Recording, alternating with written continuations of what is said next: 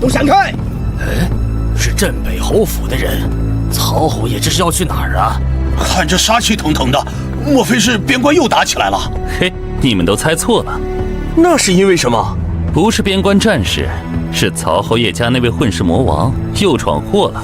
曹侯爷啊，这是急着去善后呢。什么？曹侯爷英明一世，怎么就生了这么个不学无术的混球？而且这次小侯爷曹峰闯下的可是弥天大祸。什么大祸？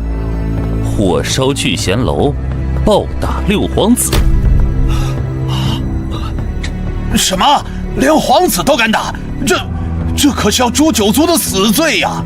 哎呀，完了完了，曹家这次怕是要大难临头喽！快，跟上去看看热闹。哎呦，老侯爷，您可喜喜没来了，奴家还以为您把奴家给忘了呢。来，奴家替您消消火。滚！曹峰，你这个孽畜，给老夫滚出来受死！小侯爷，小侯爷，大事不好了！老侯爷拎着刀子来了！我你妈，好大，好白啊，好软！我靠，这是做梦吗？这梦也太真实了！小侯爷，您真坏！小侯爷，快跑啊！老侯爷真的提刀上来了！你他妈谁啊？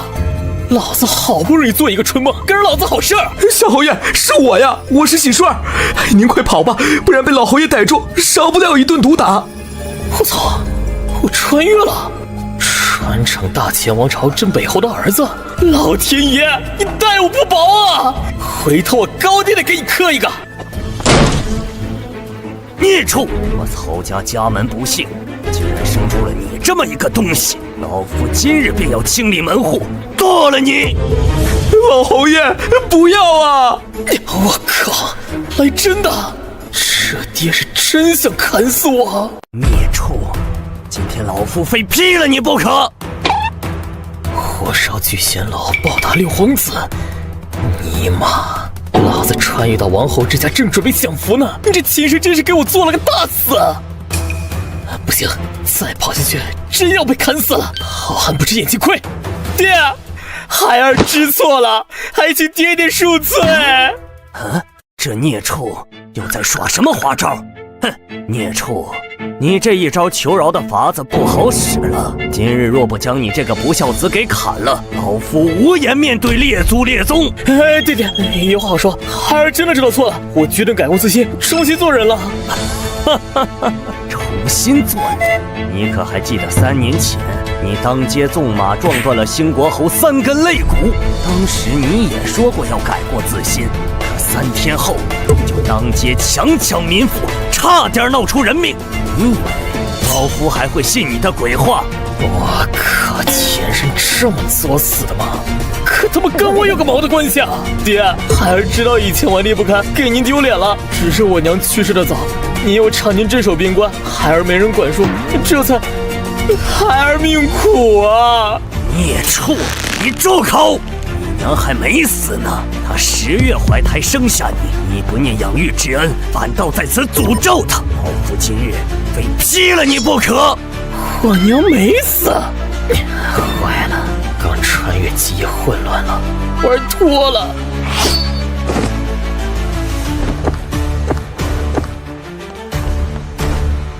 爹，你要是不原谅我，我就从这跳下去。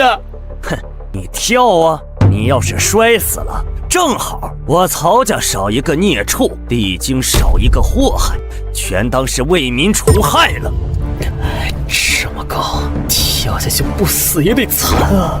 爹，虎毒不食子啊！老夫生了你这么个孽畜，是我曹家家门不幸，你不敢跳，就给老子滚下来！看来今天这一关是过不去了，只能豁出去了。爹，一人做事一人当，火烧聚贤楼，暴打六皇子，是孩儿惹下的弥天大祸，让他们有什么事冲我来，孩儿这就以此谢罪，来世再孝敬您和娘。孩儿走了。儿子，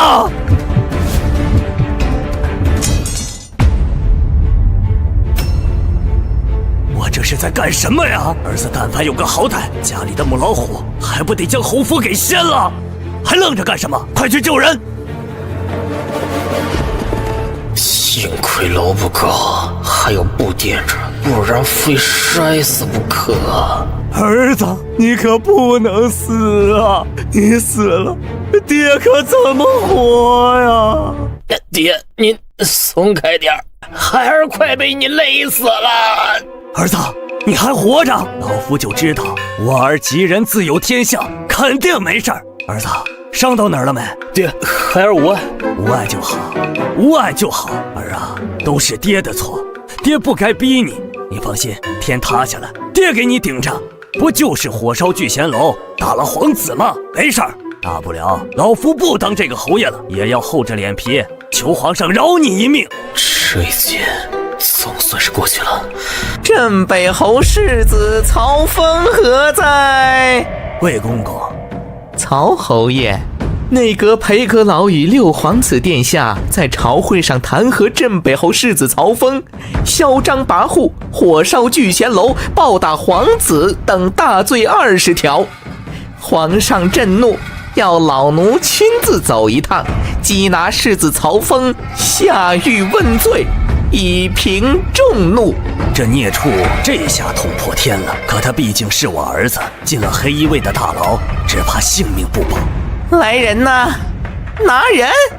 且慢，贵公公，我儿纵火打人，罪责难逃，但请看在我曹家数代人为大钱流血战死20余载的份上，容我带逆子先进宫面圣请罪。若陛下降罪，一切与公公无关。请。多谢贵公公，今日大恩，没齿难忘。我你妈，这皇宫气派，不愧是皇帝老儿住的地方，太他妈豪华阔气了。皇家重地，谨言慎行。金殿后，一切由为父出面解释请罪，你不可再胡言乱语，招惹祸端。是。皇上有旨，宣镇北侯曹振世子曹峰觐见。我你妈都盯着我干什么？我又不是美人，谁感觉跟高考考场似的？罪臣曹振携犬子曹峰拜见吾皇，吾皇万岁万岁万万岁！我操，好凌厉的目光！父皇，儿臣与那曹峰无冤无仇，他不仅火烧儿臣的聚贤楼，更是暴揍儿臣。儿臣虽不成器，却是皇家子嗣，岂容外人羞辱殴打？还请父皇为儿臣做主，诛杀此子，维护皇家脸面。没出息的东西！身为大前皇子，在外被暴揍一顿，已经丢人现眼了。这老六不以为耻，还好意思站出来让朕给他主持公道？没出息的玩意儿！你大爷的！你上来就告黑状，还想治我死罪，太他妈狠毒了吧！记住你了，皇上，臣教子无方，以致犬子做出火烧聚贤楼、殴打皇子这等恶举，这一切罪责都在臣。皇上，镇北侯世子曹峰以下犯上，当街殴打皇子，按我大前律法当诛。镇北侯教子无方，致使其子品行恶劣，如今火烧聚贤楼、殴打皇子，影响恶劣至极，望皇上明察，严惩曹振父子。皇上，曹峰今日敢打皇子，明日却敢造反，臣恳请皇上罢免曹振官职，以正朝纲。皇上，臣冤枉啊！借题发挥，这是想把我爹拉下马？老爹是个武将，怎么能斗得过这帮玩笔杆子的？他要是倒了，我还怎么当我的逍遥世子？不能坐以待毙！皇上，草民冤枉啊！哦，人证物证俱在，你何来冤枉一说？曹峰，今日你若拿不出一个让满朝文武信服的解释，便是欺君之罪，罪加一等。孽子，你胡说什么？赶紧给皇上和六皇子殿下认错！皇上，草民之所以火烧聚贤楼，事出有因。聚贤楼号称我大钱贤才汇聚之所，可在我看来，里面那些吟诗作对的所谓贤才，不过是一群沽名钓誉的废物而已。放肆，恕子而改！你这是想与天下贤才为敌吗？皇上，此子供人辱骂，我等朝廷大员，请陛下降旨，诛杀此僚。请皇上诛杀此僚，不杀不足以平民愤。我骂你们是废物了吗？裴侍郎这么着急跳出来，难不成是心虚了？你休要狡辩，你分明就是含沙射影，辱骂我的。裴侍郎，你这么着急对号入座，莫非是承认自己就是那沽名钓誉的废物？我不是。退下！叶子，我原以为你改过自新，重新做人了，结果你，老夫今日就打死你，为我曹家清理门户！慢！曹峰，你若再敢在朝堂之上胡言乱语、大放厥词，便是死罪。皇上，草民并非胡言乱语，聚贤楼那些所谓的贤才，徒有虚名，他们上不能安邦定国，下不能为黎民谋福，不过是一群只会吟诗作对的废物。曹峰，你这粗鄙武夫，斗大的字不识一筐，安敢在此大放厥词，嘲笑我的？就是，我看你才是废物中的废物。哼，不知天高地厚的东西。谁说我曹峰不会吟诗作词？我告诉你们，我做的诗词比你们这帮沽名钓誉之辈强上1000倍100倍。狂妄，简直是滑天下之大稽！曹家世代丘八，竟也敢妄谈诗词，荒唐！好啊，曹峰，你既然如此狂妄，便当着皇上的面即兴作诗一首，说做不出便是欺君之罪，罪加一等。皇上，草民斗胆，想与裴侍郎打个赌。讲，说我这粗鄙武夫能做出诗来，并证明聚贤楼出身的裴侍郎等人皆是徒有虚名，届时还请皇上宽恕火烧聚贤楼之罪。你再跟朕谈条件？草民不敢。先做出诗来，让朕和满朝文武看看你究竟有几分斤两。至于你的罪，朕自有决断。郑国公戎马一生，功勋卓著，晚辈心生敬仰，今日便为老国公作诗一首，礼信郑国公。醉里挑灯看剑，梦回吹角连营。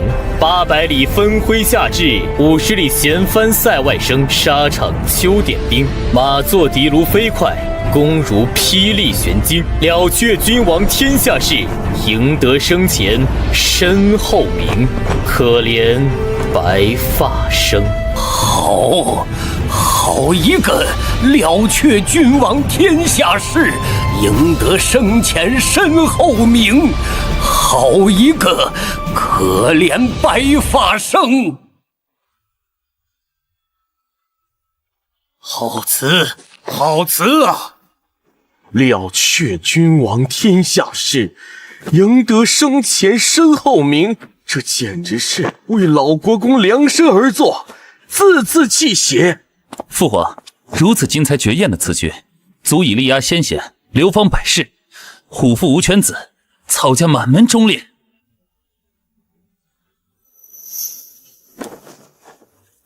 皇上，世人皆知曹峰顽劣不堪，大字不识，如今竟能当庭做出如此绝妙好词，臣深感怀疑。臣怀疑此词乃是剽窃而来，请皇上彻查，若真是抄袭，便是欺君之罪，当斩。裴侍郎，你倒是说说，放眼我整个大秦，有哪位大才能做出此等词句，让我曹峰去抄？曹峰，你既能为老国公作词，想必也能为他人作诗。朕便再给你一个机会，就以六皇子为题，即兴作诗一首。若能让朕满意，你火烧聚贤楼之罪，朕可从轻发落。这有何难？煮豆持作羹，漉匙以为汁。其在釜下燃，豆在釜中泣。本自同根生，相煎何太急。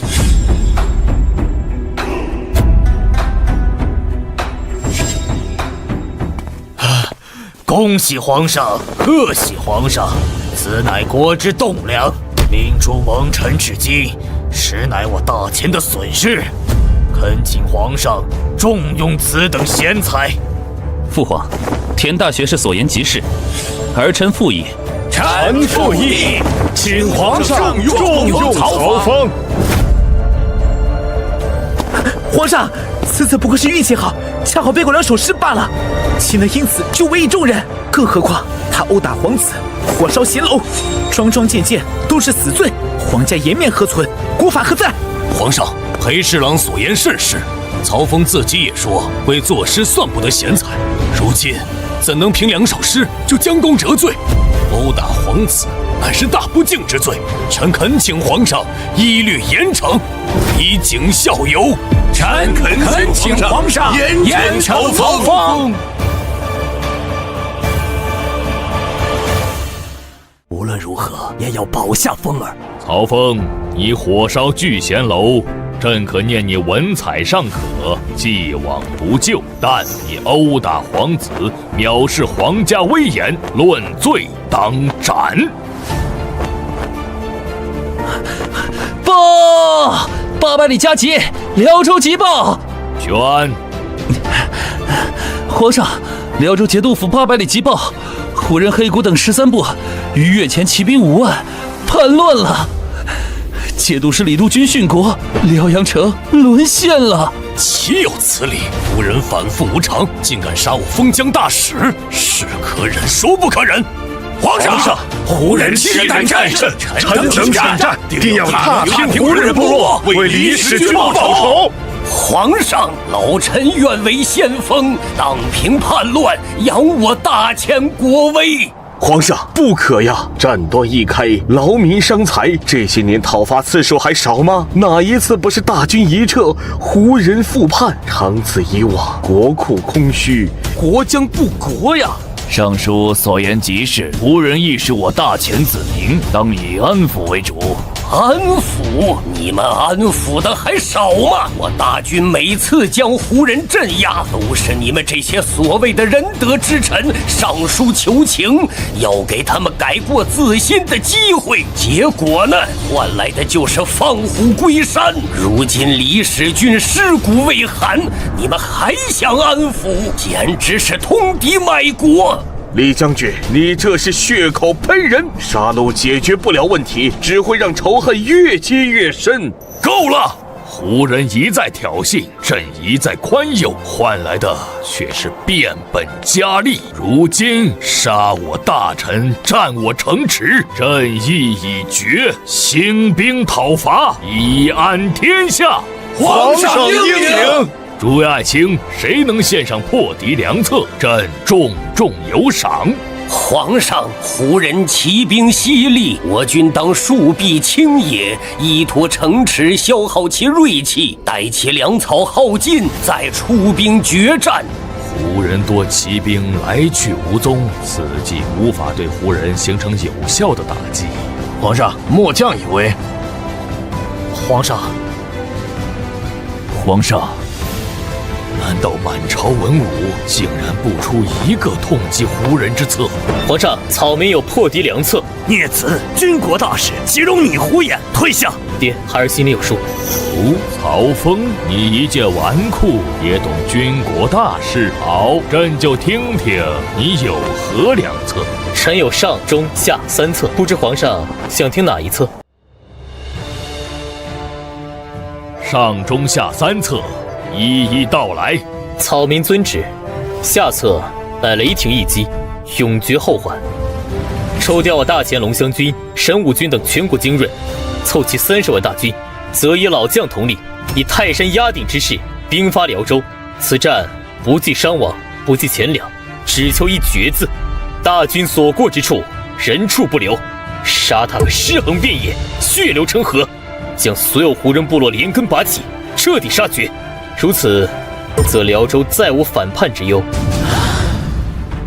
此策好处可一劳永逸，但弊端也显而易见。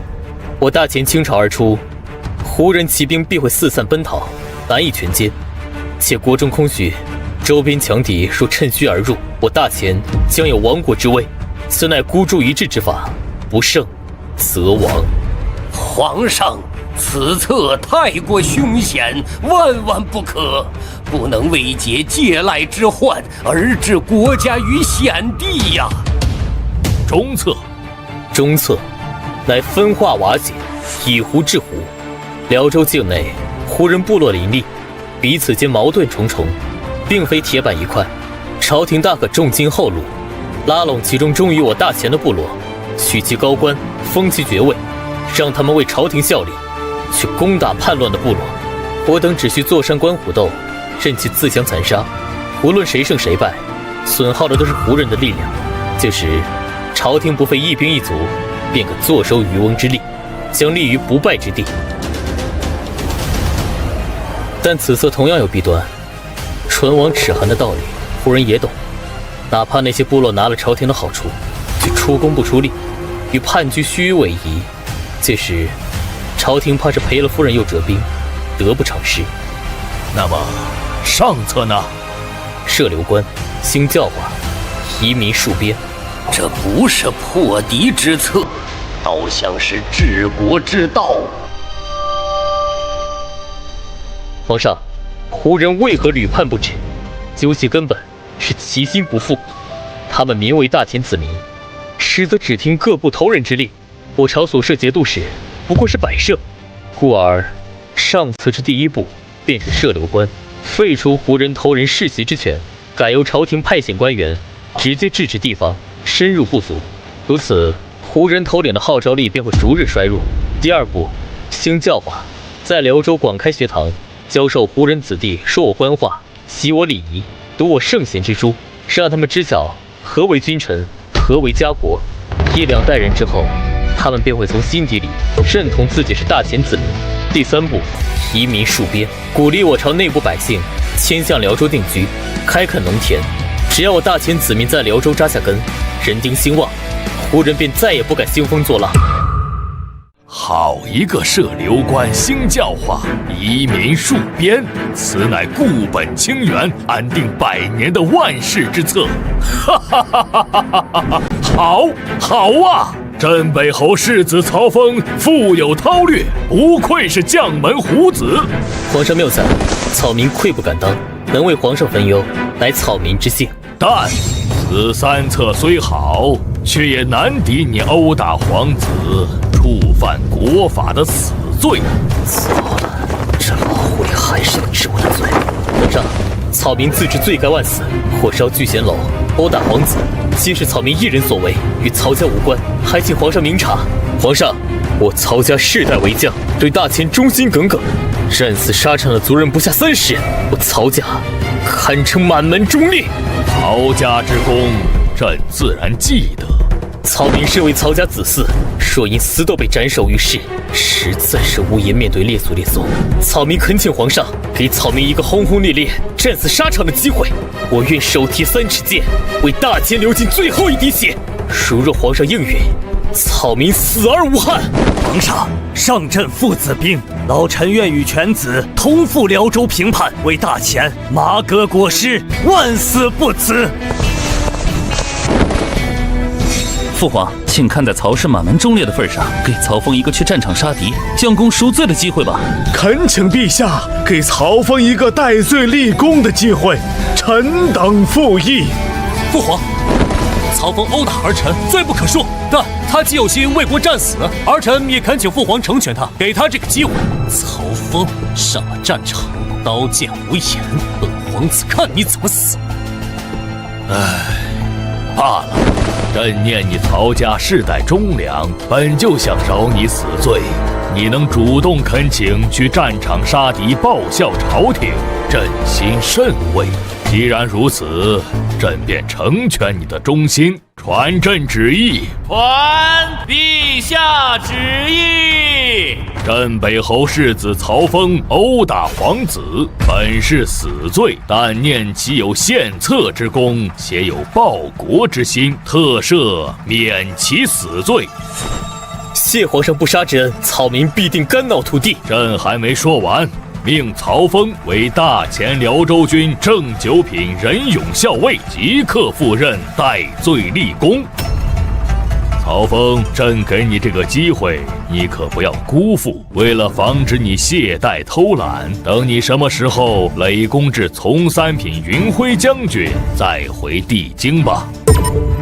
如若不能，那就为我大前戍边，一辈子不得踏足帝京半步。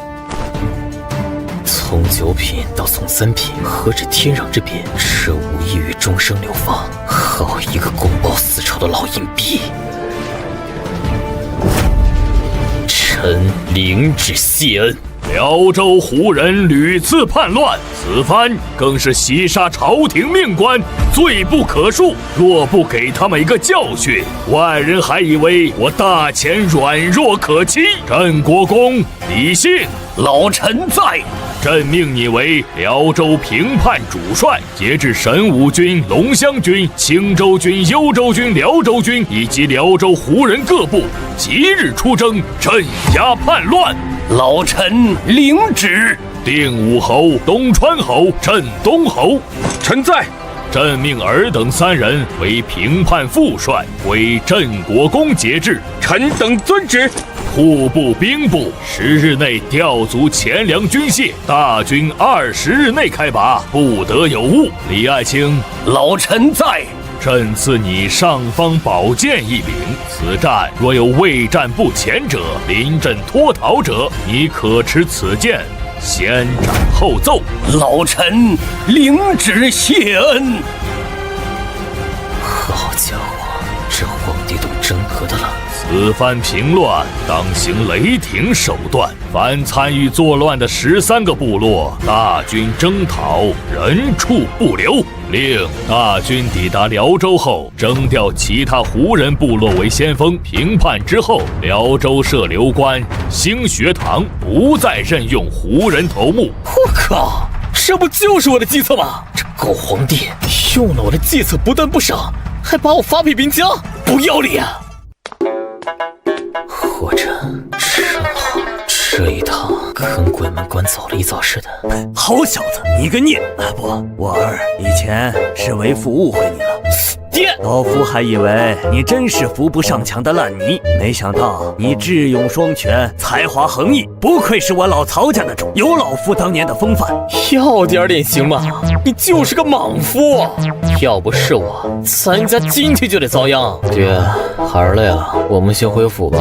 走，回府。你今日大展神威，免了死罪，大长我曹家脸面，必须摆宴，好好庆贺一番。别，这次咱们就是因为风头太盛才被人针对，回去还是夹着尾巴低调点好。对，我儿说的对，爹都听你的。那不摆宴席了，儿子，要不咱们不回府了？爹去醉香楼，把你最喜欢的玉书姑娘喊到别院去，咱们爷俩好好放松放松。我算是明白了，合着是上梁不正下梁歪啊。不过玉书姑娘好像突然又不累了。爹，这里是皇宫，小声点。怕什么？老夫行得端，坐得正，谁敢乱嚼舌根，老子一刀劈了他。李爱卿，你是我大前3朝元老，本该在地京颐养天年。朕这次还让你统兵出征，你可不要埋怨朕啊！老臣不敢，老臣戎马一生，听不到鼓角争鸣，这身子骨反倒一日不如一日。皇上给老臣再次统兵的机会，老臣感激不尽，宁愿战死沙场，也不愿死在病榻之上。爱卿是我大前的定海神针，战死沙场的话就不要再提了。此番让你去辽州，是让你坐镇中军，掌控大局。至于冲锋陷阵，交给那些小辈就是了。我大前已经30年未逢大战了。兵卒没有见过血，将校没有上过阵。如今西有大周虎视眈眈，南有山岳蠢蠢欲动，北边胡人更是屡屡犯境，朕心甚忧。皇上深谋远虑，所以此番平叛更是一次练兵，一次震慑各方的机会。老臣明白。我大前承平已久，将门子弟多是些不学无术的纨绔，就好比那镇北侯之子曹峰，火烧聚贤楼，殴打皇子，混账到了极点。朕会抽调一批将门子弟，随军出征，不是让他们去镀金混军功的。安乐窝里养不出狼崽子。李爱卿，真要你放开手脚，让他们去冲锋，去拼杀，死了不要紧。朕只要你战事结束后，为朕遴选出一些能征善战的年轻骁将。这是要我背负骂名，断了那些将门的根呐！可为了大钱，老夫这一世英名不要也罢。皇上放心，老臣定不负厚望。我操，这么阔气！你儿啊，傻站着做甚？进府！哎。风儿，我的儿，你可算回来了。娘，我没事，皇上已经赦免了我的死罪，您别哭了。没事就好，没事就好。我儿大难不死，必有后福。儿子平安回来是好事儿，哭哭啼啼的，像什么样子？你是不知道，我儿今日在朝堂之上，两手诗词，压得那些文臣大儒都抬不起头。曹傻子，你给我住口！我问你，我听说你拿着刀要去砍风儿，逼得他跳了楼，可有此事？我就是想吓唬吓唬，谁知道他真敢跳。好啊，曹傻子，你长能耐了，你敢拿刀砍我儿子？今天老娘先把你砍了，看招！哎呀，夫人饶命，在儿子面前给我留点面子。你还敢躲？老娘今天就要执行家法！娘，别打了，孩儿肚子饿，有什么吃的没？曹傻子，这笔账我给你记下，晚上再收拾你。我可怜的风儿肯定饿坏了，走，娘亲自下厨，给你做你最爱吃的。少爷，我对不住您啊！老侯爷拎刀冲进来，我没能拦住他。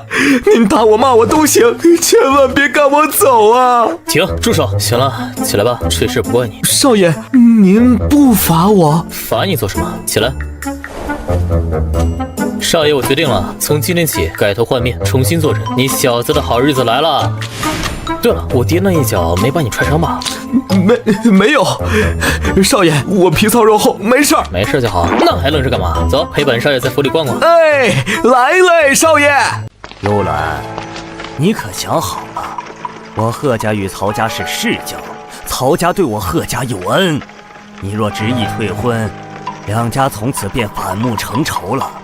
哼，反目成仇又如何？总好过被曹家拖累。可你是女子，退婚会影响你的清誉，以后怕是无人敢上门提亲。父亲不必担心，女儿倾慕的是大秦第一贤才梁文博梁公子。梁公子文采斐然，对我一见倾心，如今又得六皇子赏识，不日便要入朝为官，前途无量。那曹峰算什么？顽劣不堪，文不成武不就，恶名远扬，怎配得上我？幽兰，你有所不知啊，曹峰今日在朝堂之上吟诗作词，提出平湖三策，连皇上都夸他是将门虎子。哼，父亲，你也被他骗了。他斗大的字不识一个，诗词定是抄的，计策也是从幕僚口中听来的。此番糊弄了皇上，日后必是欺君之罪。这曹家得罪了六皇子，失势是早晚的事。曹峰被发配辽州，能不能活着回来都是两说。女儿难道要为他守活寡不成？唉，可曹家毕竟有恩于我们。父亲，人要往前看。女儿若能与梁公子喜结连理，我们贺家便能投靠六皇子。将来若是六皇子登上大宝，我贺家必将趁势而起。罢了，为父就听你一回。哈哈哈！贺老弟，什么风把你给吹来了？来，喝茶。曹伯父，我此番前来是为解除与曹峰的婚约，还请伯父成全。贺瘸子，你什么意思？曹大哥，小女一向不喜曹峰。放屁！我儿子今天刚从鬼门关回来，你们贺家就上门退婚，这是嫌我儿子不成器。曹伯父，强扭的瓜不甜。曹峰顽劣不堪，被发配到辽州那种苦寒之地，是死是活都未可知，我岂能等他一辈子？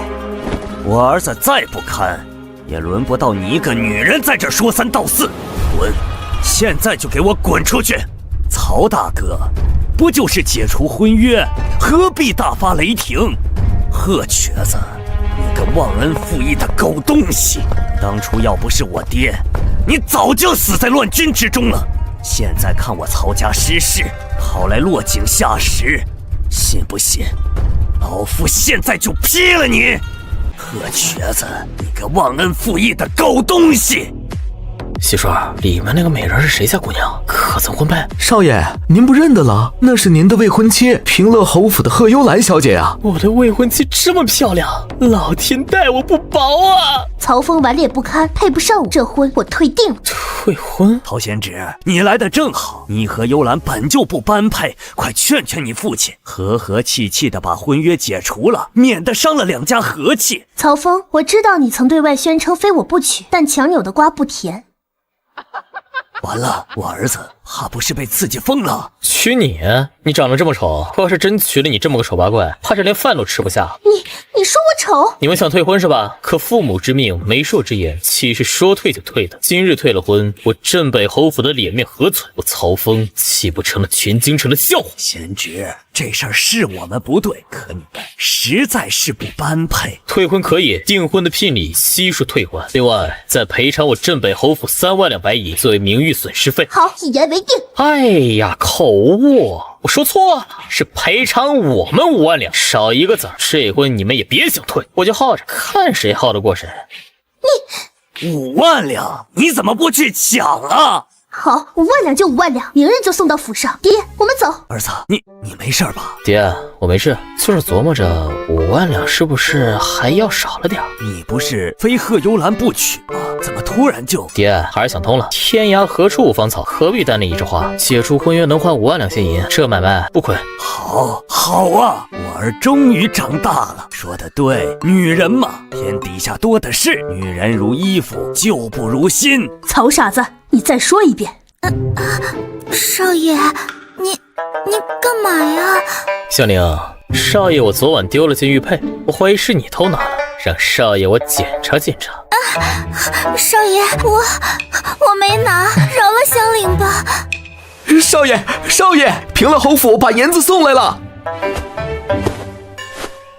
到嘴的鸭子飞了。少爷，我不知道您在办事儿。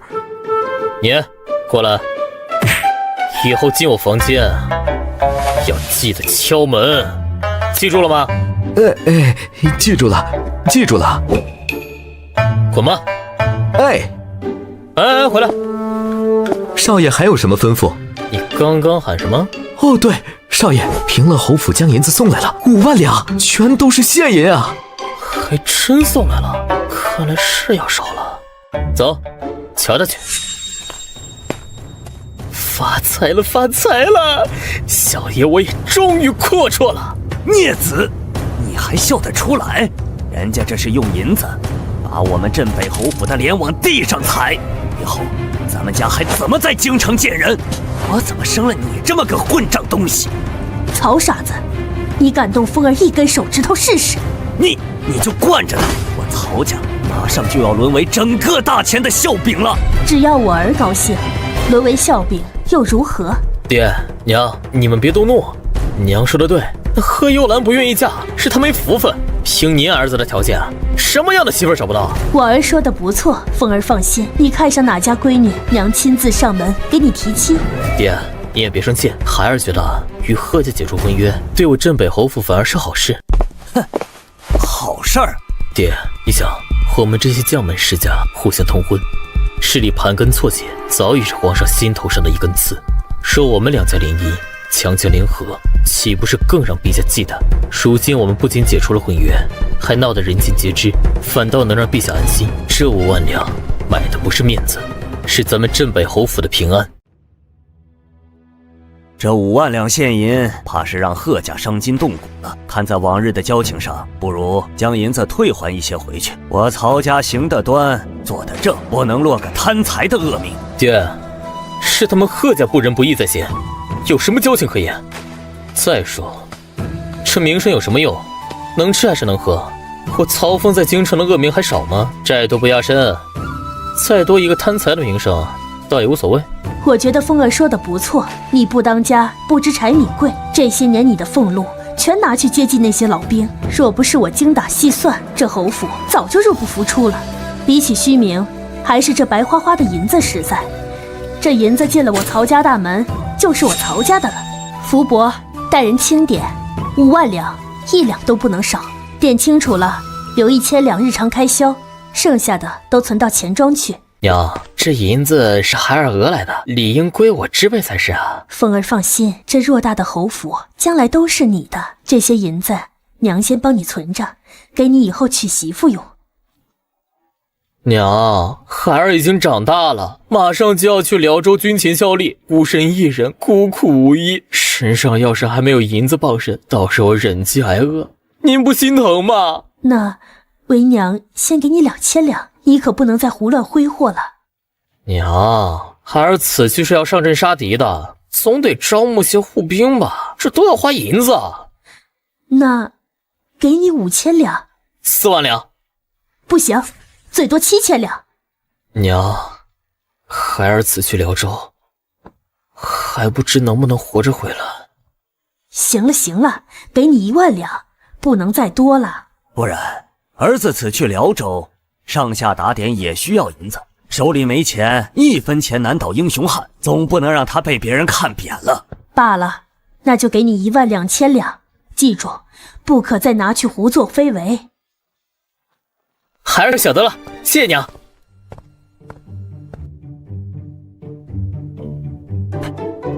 儿子，爹，你怎么来了？那么多银子，先借老夫5000两试试。你要用钱找我娘要去啊？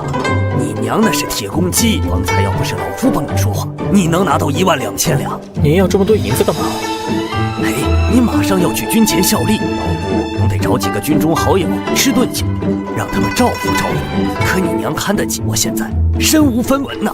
在哪里吃酒？不会是醉香楼吧？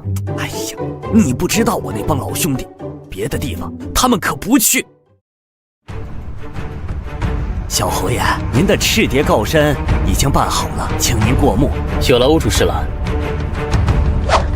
哎呦，小侯爷，这可使不得，使不得呀！一点小意思，给吴主事买茶喝。出门在外，以后还望吴主事多多关照。这若是让尚书大人知道了，下官这乌纱帽可就……天知地知，你知我知，你不说，谁会知道？是，下官多嘴了。下官祝小侯爷此去辽州，官运亨通，五运昌隆。借你吉言，我先告辞了。小侯爷慢走，下官送您。留步。神勇校尉，辽州军山自营对阵，按照大前军队编制，设队镇守地下就100多个兵。好个狗皇帝！我就是打了你儿子一顿，竟只给我100个兵，这是要我去送死！少爷，事情办妥了。咱们是去潇湘楼还是醉香楼庆贺庆贺？您不是最喜欢潇湘楼的晴儿姑娘吗？她可念叨您好几天了。哎呦，少爷，您打我干嘛呀？庆贺个屁！老子都被发配去边疆了，你还想着风花雪月？以后少带我去那些花街柳巷，老子迟早被你带坏。我这不是投您所好吗？回府，立刻收拾行装。少爷，咱们不等大军开拔后再走吗？一个人上路是件命长吗？当然是跟着大军走，但现在我们还有更重要的事要做。你们家的金疮药有多少？我都要了。敢问这位公子高姓大名？哼，瞎了你的狗眼，竟然连咱们大前镇北侯府的小侯爷都不认识。这狗奴才，就这败坏我的名声！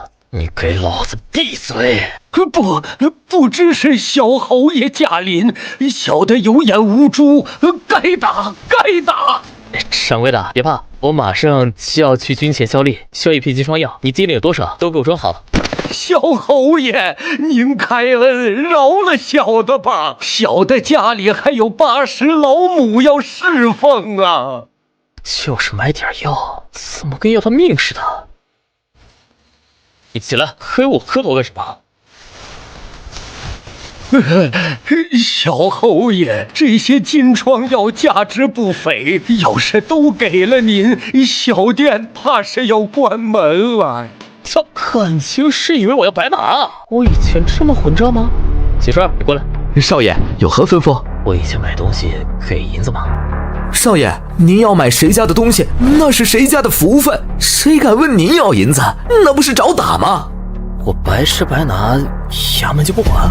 谁敢管您啊？您忘了前些年您打断了东城衙门捕快的腿，他们还得登门给您赔罪呢。造孽呀！再这么下去，非得被诛九族不可。哎，掌柜的，你放心，我已经洗心革面，重新做人了。我买药啊，一定付银子，绝不白拿。小侯爷，您就饶了我吧，您就算是付银子，我也不敢收啊。今天你想卖也得卖，不想卖也得卖，我今天还非买不可了。媳妇儿，给银子。少爷，什么银子？我们出门从来都不带银子啊。让你出门带银子，你当老子跟你开玩笑呢？赶快滚回去取，要新银，多拉一些来。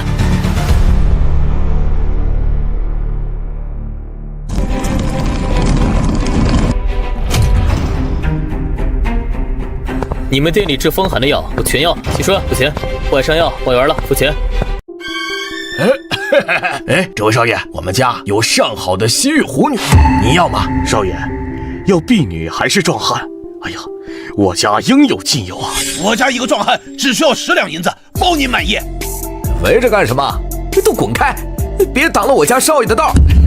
是，少爷您请，您随便看。少爷，求求您了，买下我吧！我洗衣做饭，什么活都能干。我力气大，吃得少，买我不亏。各位老爷，过来瞧一瞧，看一看啦！咱们今儿个贩卖的可是豪门贵女。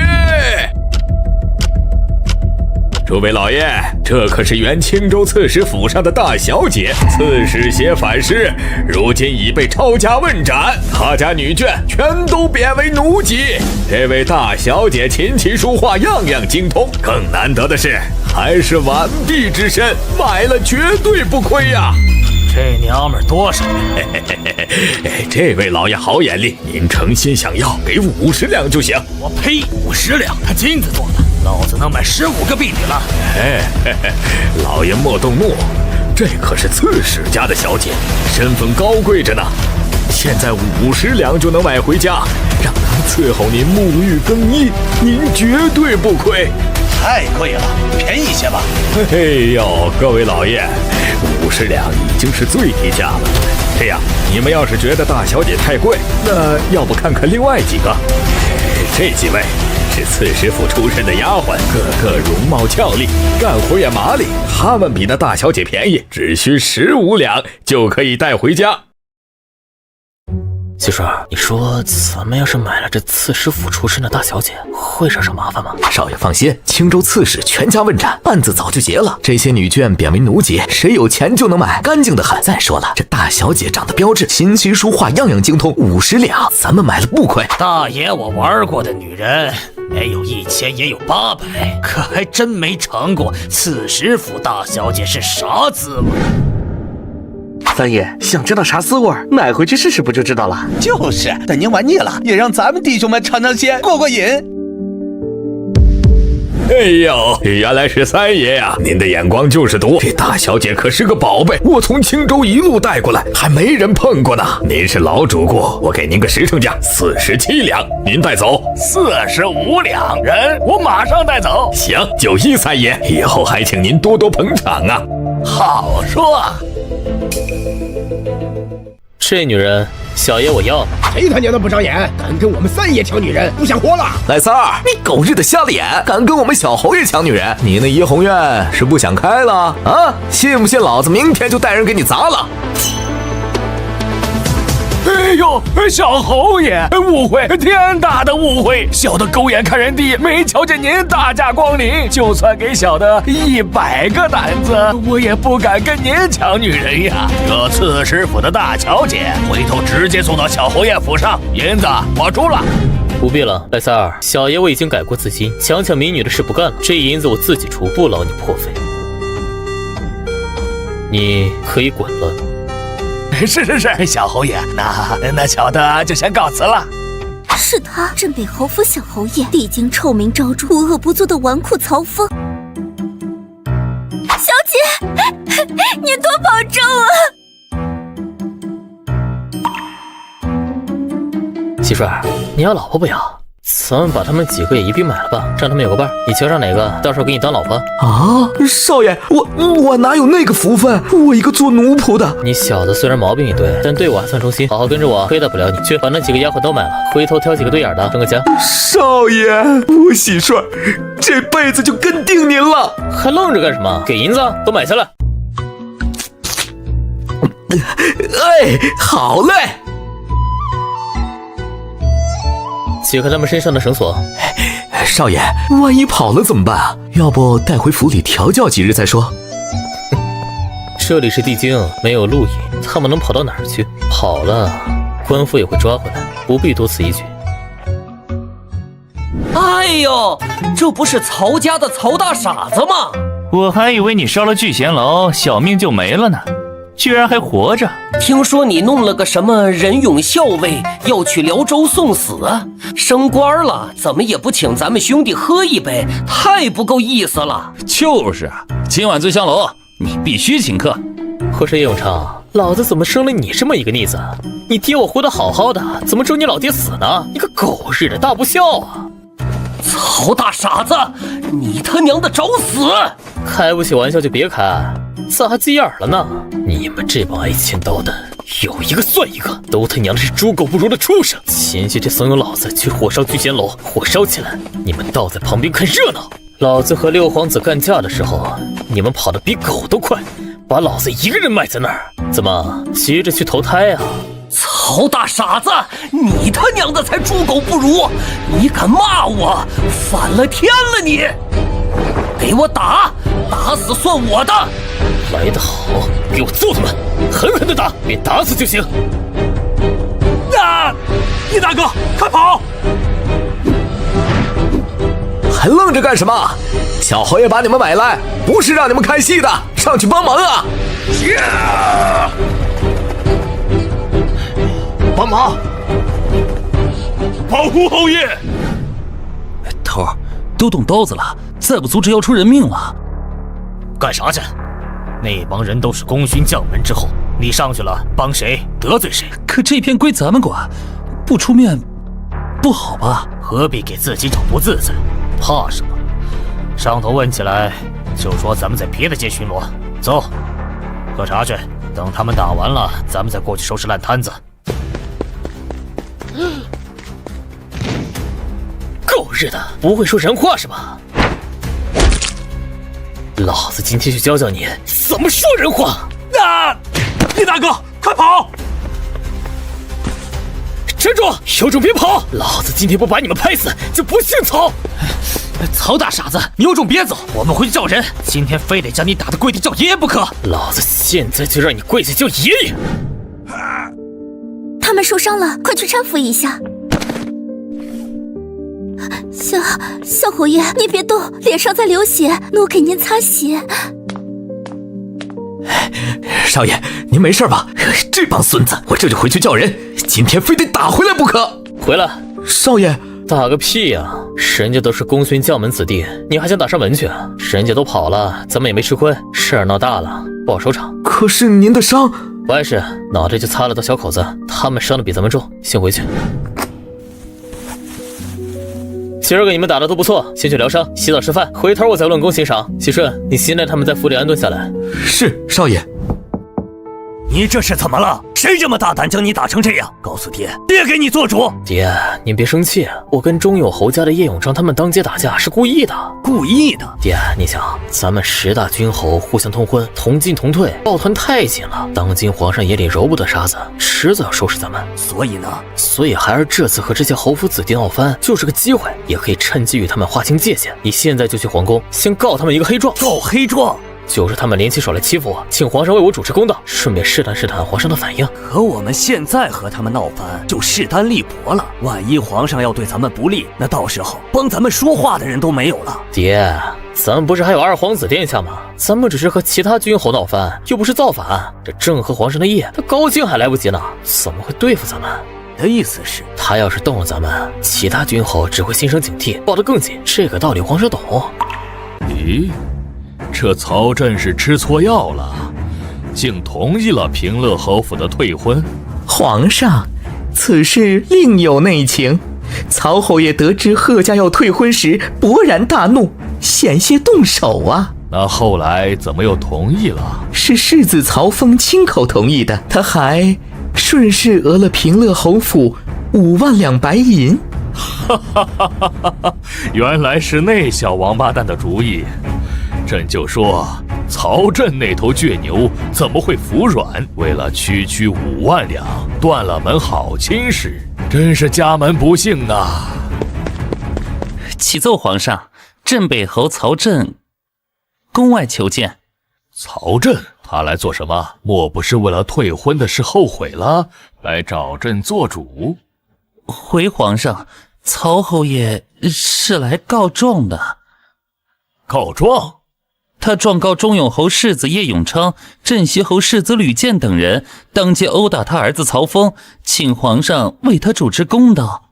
哦，他们不是向来穿一条裤子吗？怎么自己人打起来了？细细说来。奴才听说是因为前几日火烧聚贤楼一事，叶永昌等人怂恿曹世子，事后却将他卖了。曹世子因此怀恨在心，今日街上遇见，一言不合便动了手，脑袋都被打破了。这个曹峰真是不消停，刚惹完老六，又跟这帮小子打起来了，简直是嚣张跋扈，无法无天。贵公公，传朕旨意。奴才在。申斥中永侯、镇西侯等人教子无方，其子叶永昌、吕健等人身为功勋子弟，当街斗殴，影响恶劣。着即日起，悉数编入辽州平叛大军，戴罪立功，不得有误。什么？曹振那老匹夫竟然跑到陛下面前告御状！哎呀，小辈他家本是常识，他曹任一个长辈竟如此不惜情面，哎，这梁子结下了。我儿被曹峰打伤，我还没找他算账，他倒恶战先告状，陛下竟罚我儿去辽州平叛，岂有此理！我与他曹家父子没完！慢点儿，都给老子吃慢点儿！一个个饿死鬼投胎啊！别他娘的给噎死了！这帮狗日的，一点都不懂怜香惜玉。喜叔，哎，少爷，去给姑娘们那桌再加一盘鸡腿。是。吃吧，小侯爷专门让我给你们加的，不够还有。哼，看什么看？自己碗里的还不够堵住你们的嘴？谁敢打这盘鸡腿的主意，老子抽死他！少爷，有客人上门。谁啊？是二皇子府上的人，说是专程来找您的。找我？人呢？已经在客厅候着了。知道了，我这就过去。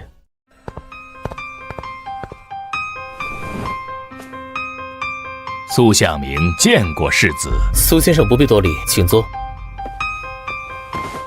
不知苏先生深夜到访，所为何事？二皇子殿下听闻世子在街上与人冲突受了伤，心中挂念，特派在下前来探望。这是殿下的一点心意，都是些调养身体的药材，还请世子笑纳。有劳殿下挂念，不过是些皮外伤，不碍事。世子无碍便好，殿下这下可以放心了。殿下常说，世子文能作诗定国策，武能上马安天下，实乃我大前的国之栋梁呀。殿下谬赞了，曹峰愧不敢当。世子即将远赴辽州，殿下特意嘱咐在下转告，殿下已经给辽州长史去信，他日世子若在辽州遇到任何难处，尽管去找长史，他定会助世子一臂之力。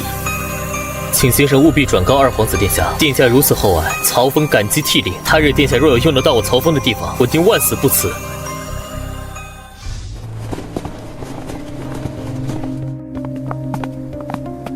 不愧是是死人堆里爬出来的老兵，受过气势就让人望而生畏。儿子，你此去辽州，为父没什么好送你的，战场刀剑无眼，我调拨了20名老兵随你同去，护你左右，听你差遣。他们都是追随我多年的汉族，忠心耿耿，骁勇善战。从今儿起，他们就跟着你了。他们名义上是我的亲兵，实则情同手足。以后跟了你，要善待他们，切莫动辄辱骂呵斥，要敬重。老爹这是怕我镇不住这些骄兵悍将啊！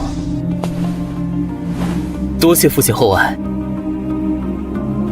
自家人说这些做甚？生分了，爹就你这么一个儿子，不爱护你爱护谁？出门在外，万事要靠自己，不可再像以往那般意气用事，行事不利，切莫逞强，明白吗？孩儿记下了。李破甲，侯爷，以后你们就跟着我儿子，我儿子的安危就拜托各位了。侯爷言重，我这条命是您救的，您放心，我等誓死护卫小侯爷周全。李叔，以后就麻烦你了。小侯爷客气了，但有差遣，莫敢不从。拜见小侯爷。各位，今晚醉香楼我请客，咱们不醉不归。爹，要不一起去？就当是为孩儿践行了。也行，可你娘那边，孩儿去说。猴小子，没白养你，你现在就去，我去换身衣裳，马上就来。爹，这天儿还早呢，没必要这么着急吧？你懂什么？醉香楼如今在帝京，那可是一座难求，去晚了，好姑娘都被人挑走了。坐，都坐，大家随便坐。兄弟们都坐，今天小侯爷请客，咱们能在这醉香楼啊吃一顿花酒，这辈子值了。以后咱们这条命啊就是小侯爷的了。还站着干什么？今日我请客，都放开一些，不要拘束。你们只要忠心耿耿的跟着我，我曹峰绝对不会亏待你们的。去了辽州的苦寒之地，再想快活，可就没今天这么好的机会了。你们这是修了8辈子的福，才被咱们少爷挑中，都大大方方的。咱们可是镇北侯府的人，出门在外，别在姑娘们面前给咱们镇北侯府丢人。喜顺，你替我招呼好大家伙，先吃饭喝酒，吃饱喝足后，让姑娘们进来伺候着。好嘞，少爷您放心。哎呀，爹，你这好歹把门关上啊！有辱斯文，有辱斯文。怕个屁！他们胆敢弹劾老夫，老夫就带兵砸烂他们的大门。那啥，饭我就不吃了，你回去的时候记得叫我一声。走到你屋里去，老夫给你看个宝贝。侯爷，您真坏。大哥，听说你和叶永昌那狗日的打了一架，你当时怎么没叫我们去帮忙啊？伤得如何？行了行了，一点小事儿。这狗日的叶永昌越来越嚣张了，回头咱们弟兄找个机会，非得将他打成猪头，给大哥您出气不可。对，要不咱们现在就去，斗完他再回来吃酒。这帮人和其他的功勋子弟不同，是我舅舅和三叔家的儿子，他们并不是爵位的继承者，一直都以我马首是瞻。如今父亲虽然回京，但并州军依旧在曹家手里，而且皇上已经下旨，各家凡是到了年龄的子弟都要随军出征去历练。我现在和这帮弟兄亲近，搞好关系，以后说不定用得上。一个叶永昌不足为惧，咱们兄弟马上都要去辽州了，今晚聚在一起是为了以后喝了这顿酒，以后在战场上，咱们就是能把后背交给对方的亲兄弟了。来，干了，干了！风儿，辽州那是苦寒之地，你到了那边一定要保重身体。娘给你缝制的棉袄，还有你爱吃的桃酥、绿豆糕，都放在大车上了。娘，孩儿都记着呢。到了那边，每月记得给娘写信，报个平安。出门在外，万事要小心，不能再像在帝京这般招摇了。要是看上了哪家闺女，告诉娘，娘派人去给你提亲。娘，孩儿已经长大了，会照顾好自己。以前是孩儿不学无术，此去军前效力，孩儿已经戮力杀敌，努力功勋，争取早日回京。娘不指望你立多大的功勋，娘只希望你好好的，战场上兵凶战危，万事不要逞强。娘，孩儿记住了，您在家里也都保重。行了，你再这么絮絮叨叨说下去，天都要黑了。你这个镇北侯，当得真窝囊！皇上把儿子发配到那么远的地方，你也不知道去求求情。此番若不是看在曹家满门忠烈的份上，他小命都难保。赶紧启程吧，别误了时辰。风儿，这是3万两银子，你带上去了那边，省着点用。缺银子了，就给娘写信。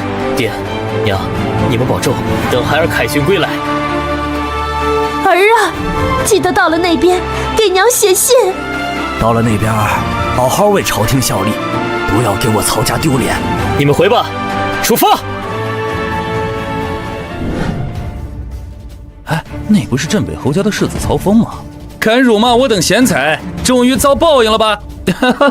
这等祸害死在辽州才好，去了那等地方，怕不是要被胡人吓得尿裤子。你们这群三儒，胡说八道些什么？喜春，一群手无缚鸡之力的无能之辈，有何资格在此嘲讽我曹峰？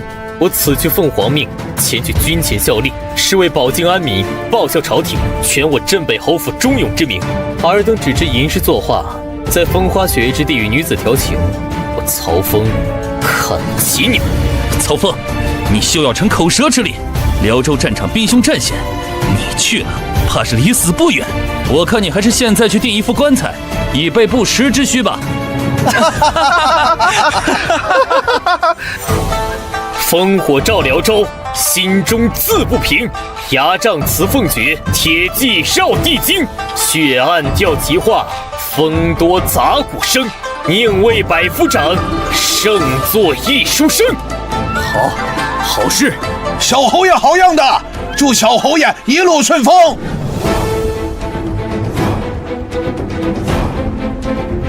你倒是用力推呀！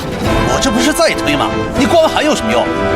少爷，咱们又被大军甩下了，队伍人心不齐，再这样下去不是办法。一盘散沙不成体统，今晚就该好好整顿一番了。各位，我们已经离开了地京，离开了镇北侯府，从今往后，万事都要靠我们自己。但这3日行军，状况百出，安营扎寨，一团乱麻，开火做饭，有的人撑死了，有的人还饿着肚子，整个队伍拖拖拉拉，毫无章法。你们说这像话吗？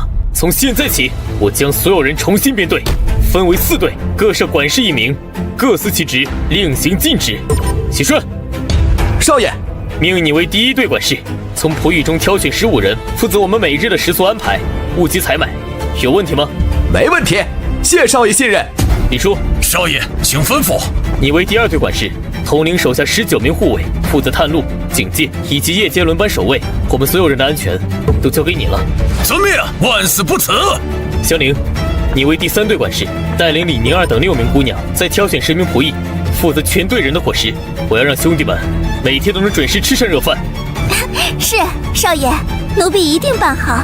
秦玉泉，余下的13名仆役以及20名骡马车夫皆归你管辖。你为第4队管事，负责安营扎寨，看管所有骡马车辆。小侯爷，我只是个奴仆，恐怕做不好，会辜负您的信任。你的勤勉踏实，我都看在眼里。我用人只看能力，不问出身，不会就学，不懂就问。你们每个人做事是认真还是偷懒，我心里都有一本账。这一次我不点名，若有下次，直接逐出队伍。今日所任命的4位管事也并非一成不变，做得好我重重有赏，做得不好随时会有人取代你们。都听明白了吗？明白了。好，都散了吧，各自去找管事报到，做好自己的差事。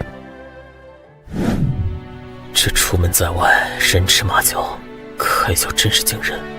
养活这么多人，只靠那点俸禄，怕是要和西北疯了。少爷莫愁，香菱会省着花的。你这小丫头，我在想得寻些法子，赚点外快才行，不然咱们这队伍可撑不了多久。小侯爷，有要事禀报。小香香，去给李叔倒杯茶。是。李叔，再说。小侯爷，我们驻地周围发现有几个鬼鬼祟祟的人在窥探。鬼鬼祟祟，能看清身份吗？他们可带了兵刃？未免打草惊蛇，我未曾惊动他们。暗中观察，他们没有携带兵刃，可这些人面露凶相，浑身透着杀气，倒有些像山匪马贼。山匪马贼，若是他们起了歹意，我们能挡得住吗？若来30-50人，我有把握全部留下，但若超过100人，我们只能护着小侯爷您冲出去，旁人就顾不上了。小侯爷，此地距怀州城不过10里，几里外还有神武军的营地，他们即便胆大包天，恐怕也不敢公然在此地作乱。更何况我们现在已经有了防备。可若是被盯上了，总归寝食难安。不如我们换个地方，再靠近怀州城些。小侯爷，只有千日当贼，没有千日防贼的道理。现在有人盯上了我们必须将幕后之人揪出来，才能一劳永逸。否则日日提心吊胆，这日子可不好过啊。李叔，你的意思是？我们暂且按兵不动，一切如常。我暗中派人盯着他们，看他们究竟想做什么。小侯爷放心，纵使他们想对您不利，我也会护您周全。好，就依李叔所言，咱们外松内紧，同时派人盯紧他们，若有异动，立即应对。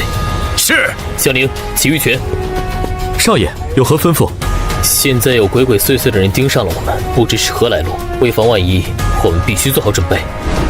少爷，那我们……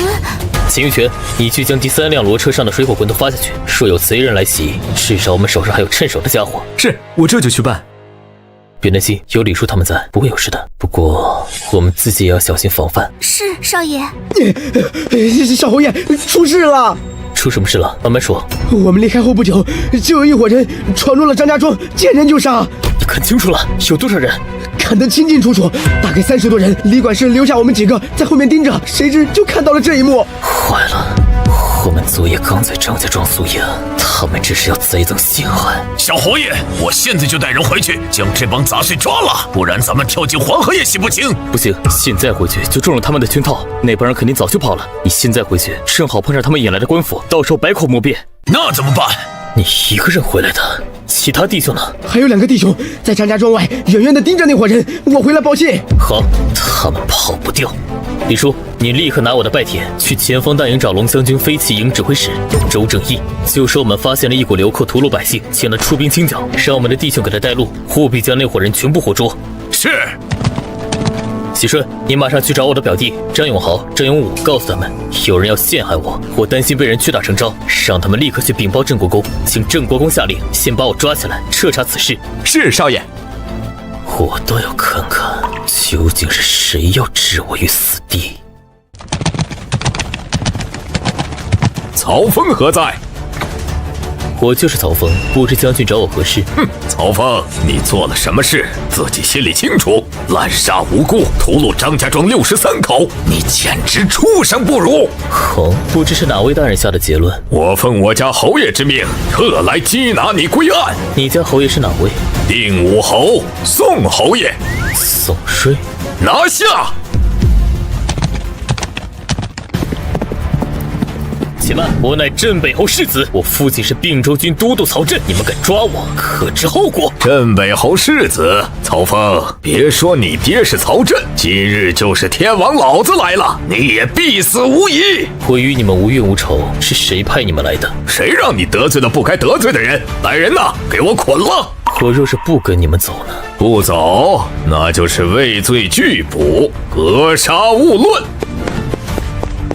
你给老子滚下来！你叫什么名字？神武军哪个营的？敢威胁老子格杀勿论！你当老子是吓大的？你杀一个试试！反了天了！日你娘的！镇北侯世子了不起啊！死到临头还敢嚣张！哎呀，狗日的敢打我！小子，实话告诉你，上头就是要我来杀你的。只要你死了，滥杀无辜、拒捕反抗的罪名就坐实了，到时候死无对证。你再动一下试试。别，小侯爷，别冲动啊！让他们把刀都扔了，听不懂吗？都愣着干什么？扔掉兵器，快！把他给我绑起来！小侯爷，我与您无冤无仇，我也是奉命行事啊！奉命行事？那你打老子也是奉命行事吗？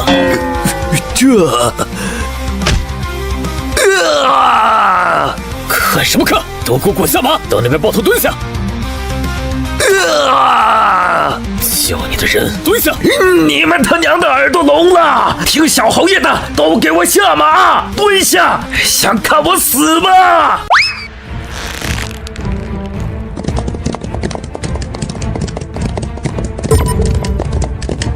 大哥！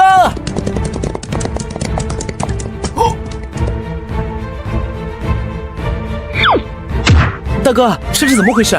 定武侯宋瑞派来的人想杀我灭口，再来个死无对证。什么？宋瑞他吃了雄心豹子胆了，竟然敢派人刺杀镇北侯世子！我们定要将此事禀报老公爷，让他为你主持公道。现在不是说这些的时候，我让你们禀报的是老公爷怎么说？我们一得到消息就去禀报了。老公爷说，虽知你恶名在外，但他不信你会无故屠戮整个村庄，他命我们先带你回去彻查真相。大哥，你老实说，张家庄的事真的与你无关？我要真是遵守了，犯下这等灭门重罪，早就远走高飞了，还会主动求老公爷还我清白吗？我们信你。走，我们去中军大营。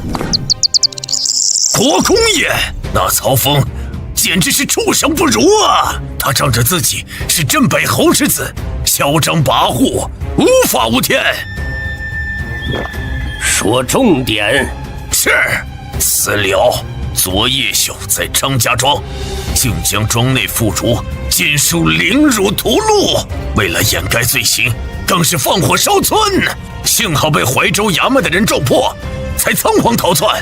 此等恶行，天理难容。国公爷，我大军出征在外，竟发生此等屠戮百姓的恶性事件，若不严惩，何以服众啊？末将恳请国公爷立即下令追捕曹峰，以正军纪。哦，你怎知他畏罪潜逃了？末将得知消息后，担心他逃脱，已派出一队骑兵前去追捕。情况紧急，未及请示，还望国公爷恕罪。你倒是心急。国公爷，曹峰素来狡猾，若不立刻下令绞杀，一旦让他跑了，我等如何向怀州百姓交代啊？届时言官弹劾，恐怕会说您袒护镇北侯之子呀。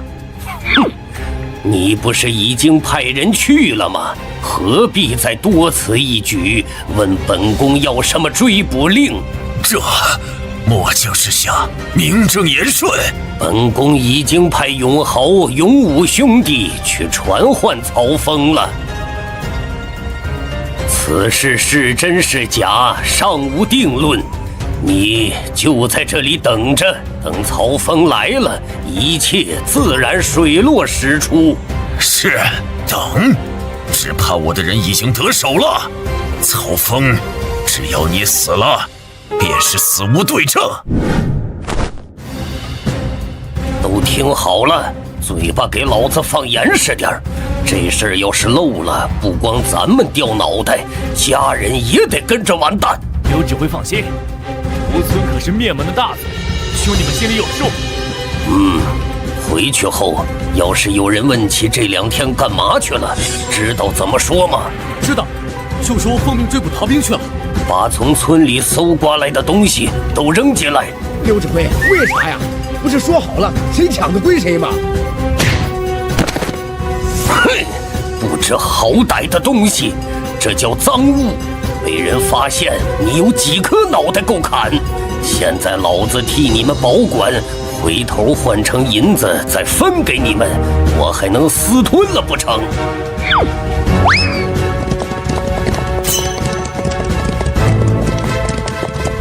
不好，快走！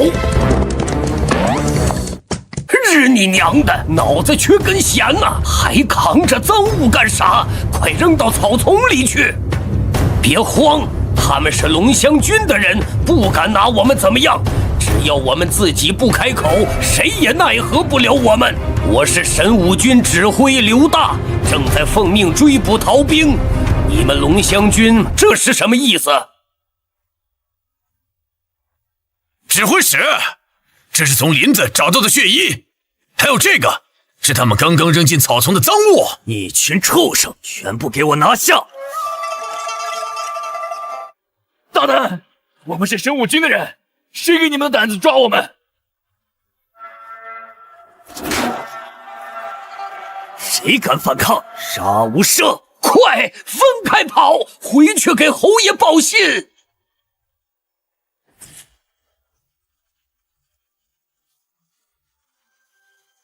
国公爷，人证物证俱在，曹峰屠戮百姓，罪大恶极，若不杀他，何以平民愤？请国公爷下令，请国公爷下令。报！龙香军飞行营指挥使周正义求见。国公爷，张家庄屠村一案，真凶已经抓获，可以肃军纪。国公爷，人证物证俱在，曹峰屠戮百姓，罪大恶极，还请国公爷下令将他就地斩杀，以正视听。请国公爷速作决断，还死去百姓一个公道。宋老匹夫，你休在这里血口喷人，栽赃嫁祸！曹峰，你恶贯满盈，如今更是残暴不仁，留着你这个祸害，只会让我大前军队蒙羞。你说我杀了张家庄63口人，你哪只眼睛看到了？我杀了人不赶紧逃走，还跑到国公爷这里来自投罗网。诸位将军，你们说是不是这个道理？你嚣张跋扈，无法无天。你没逃走，是因为你觉得你爹能像往常一样护着你，你必死无疑。宋瑞，我不就是在帝京大街上揍了你宝贝儿子一顿吗？你个心胸狭隘的老匹夫，竟敢公报私仇，你不要脸！小畜生，你敢辱骂老夫？我就骂你了，老畜生，老畜生，为老不尊的老畜生！小畜生，老夫今日就宰了你！国公爷救我！你看，这老匹夫恼羞成怒，又杀人灭口了！住手！此地是中军大帐，吵吵嚷嚷，成何体统？周正义说：“国公爷，末将奉命追查，于林中追上了一众正在换下血衣的匪徒，已将匪徒悉数擒拿，人赃并获。匪徒如今在何处？”回国公爷，匪首级一众从犯已押至帐外。国公爷，还有一事，我们抓住的这伙匪徒，并非一般的山贼流寇，他们均是神武军中的军卒。什么神武军的人？周指挥使，你可看清楚了？血口喷人！周正义，你莫要胡言，定是有人栽赃陷害我神武军。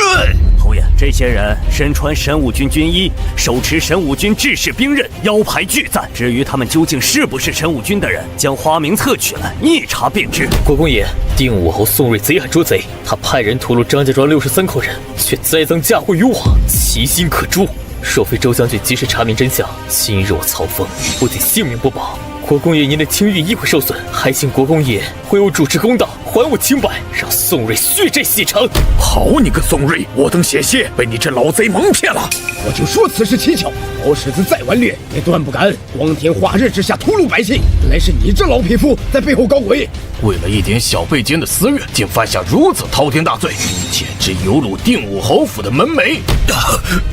不是我没有，这肯定是搞错了。老匹夫，解释就是掩饰，如今人赃并获，你还想狡辩？我曹家满门忠烈，岂容你这等宵小诬陷？此事我定会禀明我父，上奏天听。国公爷，冤枉啊！此事定是有人背上我做的，请国公爷明察，将此事交由我，我定会彻查清楚，给所有人一个交代。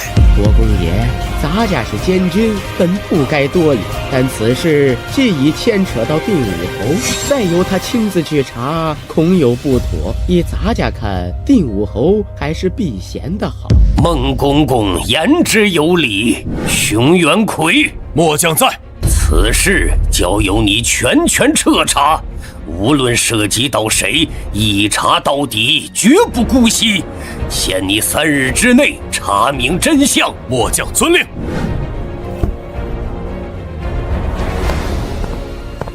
国公爷，末将信不辱命，案子已经查清了。说，此事的幕后主使正是定武侯宋瑞，他派亲兵假扮匪徒，屠戮张家庄，嫁祸曹世子，人证物证俱在。他麾下2名指挥也已招供，是奉他之命行事。宋瑞虽百般抵赖，但证据确凿，不容狡辩。哼！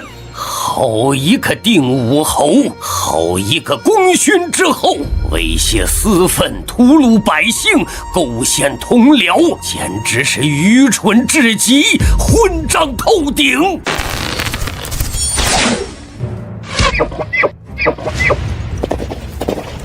父皇见属出神入化，儿臣望尘莫及。父皇神圣，当为我大前第一人，儿臣当以父皇为楷模。父皇见属无双。今日我等有口福了。我大前以武立国，先祖南征北战，才打下这万里江山。尔等身为皇子，切不可学那些豪门贵胄子弟，只知斗鹰遛狗，不学无术。儿臣谨遵父皇教诲，定当勤修武艺，保我大秦江山社稷。甚好。父皇，日头毒辣，不如去那边树荫下歇息一番。也好。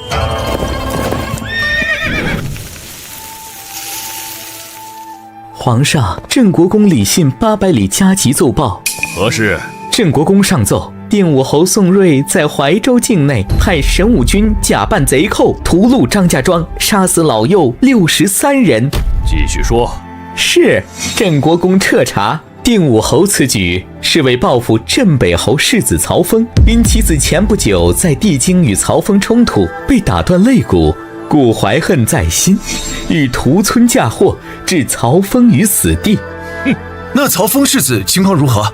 可有受伤？回二皇子殿下，幸得曹峰世子机敏，挟持了带队的神武军指挥使，这才死里逃生，并无大碍。父皇，定武侯身为功勋君侯，竟无视我大前律法，屠戮百姓，栽赃同僚，必须严惩，以安民心。父皇，二哥此言差矣。定武侯对我大前忠心耿耿，此番行事不过是爱子心切，一时激愤。况且曹峰当街行凶在先，亦有过错，儿臣觉得事出有因，当从轻发落。哼，八弟，当日是钟永侯世子等人挑衅在先，技不如人吃了亏，怎能怪到曹峰头上？如今长辈护短，竟以屠村的毒计报复，天理何在？父皇，此事影响极坏，若不严惩，日后君侯人人效仿，国法何存？遗旨：定武侯宋睿纵兵屠戮百姓，构陷忠良之后，罪大恶极。即日起免去其神武军都督一职，所有涉案之人一律斩首示众。父皇英明啊！另赐镇北侯世子曹峰黄金100两，以示安抚。奴才遵旨。帐篷不是你们这么扎的，都拆掉！离河边这么近，夜里发洪水，全部得淹水里。你们不要命，老子还想多活几年。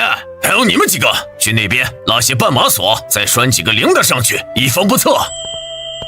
小侯爷，李叔，走，咱们单独聊聊。小侯爷有啥吩咐？李叔，清理张家庄的事，我觉得咱们这帮人还是太弱了，连一点自保的能力都没有。除了你们那20个亲卫，其他的人遇到事儿都吓得双腿发软。此去辽州凶险万分，指不定啥时候就要拎着刀子与敌人搏命。咱们现在这个状态，别说杀敌了，连自保都够呛。小侯爷说的是，我们的确是太弱了些。我准备让你负责，将咱们这些人全部操练起来。此去辽州还有些时日，咱们边走边练，不求他们能杀敌，但至少遇到事不慌，能够自保。行，我这就去安排。等等，李叔，你是军中出身，经验丰富，交给你我放心。不过我这些年虽顽劣，也翻过几本兵书，总结了一些练兵的法子，你看行否？小侯爷请讲。第一，练服从，行军打仗必须要做到令行禁止，才能拧成一股绳。第二，练胆，没见过血的兵，那始终都是新兵。第三，练兵刃和战阵的结合，打仗不同于打架，一窝蜂可不行。第四，练体力，上了战场，谁的力气大，谁体力持久，谁就占据优势。我们就先练这4条，李叔你觉得怎么样？小侯爷，属下有眼不识泰山，您这4条字字珠玑呀，直指练兵根本，我完全同意。那好，从明日开始，我单独掏1份银子，参与操练的人每日半斤肉，2个鸡蛋。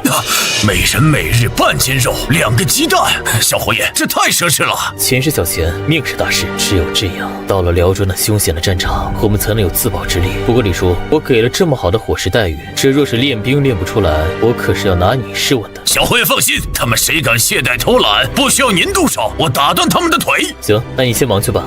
是。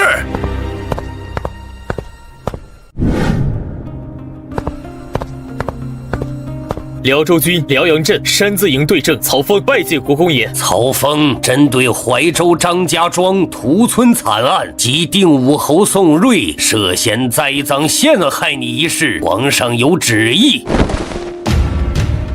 皇上有旨，定武侯宋睿治军不严，纵兵屠戮百姓，栽赃陷害镇北侯世子，影响恶劣。即日起免去定武侯宋睿神武军都督一职，回府面壁思过。臣接旨。神武军都督指挥使张合，神武军左郎将周鼎，以上念到名字的，就地免职查办。国公爷，冤枉啊！此事我不知情啊，这都是宋睿指示的，我也是奉命行事啊。神武军虎字营指挥使宋德等123名将卒涉嫌参与屠戮张家庄、刺杀镇北侯世子，依照军法斩立决。镇北侯世子曹峰忠心可见，蒙受冤屈，皇上特赐黄金100两，以示安抚。皇上圣明，多谢国公爷为我主持公道，还我清白。到了辽州战场，好好杀敌，报答皇上，不要辱没了你镇北侯府的威名。是。诸位将军，移步帐外观刑。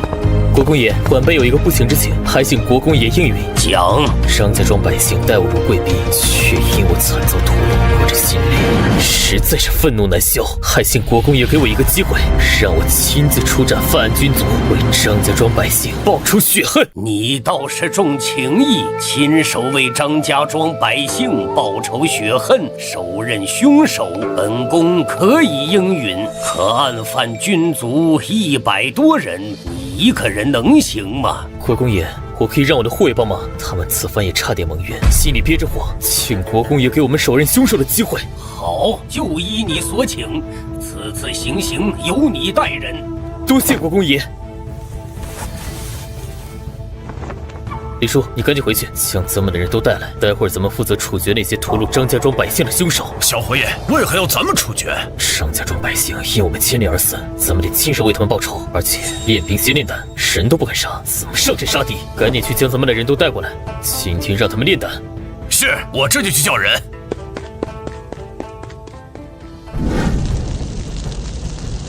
国公爷饶命啊！我等奉命行事，不得已。冤枉啊！都是上头军令，不敢抗命。愿戴罪立功，战死沙场。张家庄百姓何其无辜，这些人罪不可恕，死不足惜。曹峰，行刑吧。是。小侯爷，我错了，不要杀我！张家庄百姓何等无辜！你们这帮猪狗不如的东西！今日我取了你们的人头，祭奠张家庄无辜晕死的百姓！世子爷看人都看不准。是啊，这还怎么上阵杀敌？不好意思啊，第一次杀人，有点紧张。你别躲，我再砍一刀。曹峰，你行不行啊？杀个人都这么不利索。世子爷，可别被胡人吓掉裤子了。小侯爷，我不动了，你砍我脖子吧，别折磨我了，给我个痛快呀！这小子是故意的，太狠了。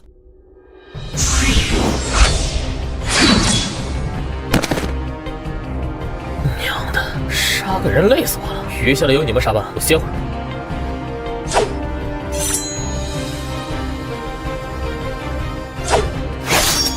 好刀法，干脆利落，不愧是父亲的亲卫。你们一个个排队杀！还愣着干什么？上去杀人！张家庄的百姓就是死在他们手里，你们亲手为他们报仇。谁要是不愿意，现在就乱棍打死！要死还是要活，自己选。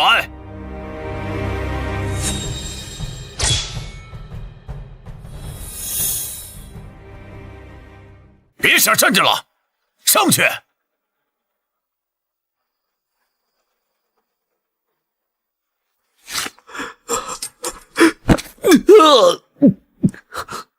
今日之事，全军引以为戒，再有滥杀无辜者，定斩不饶。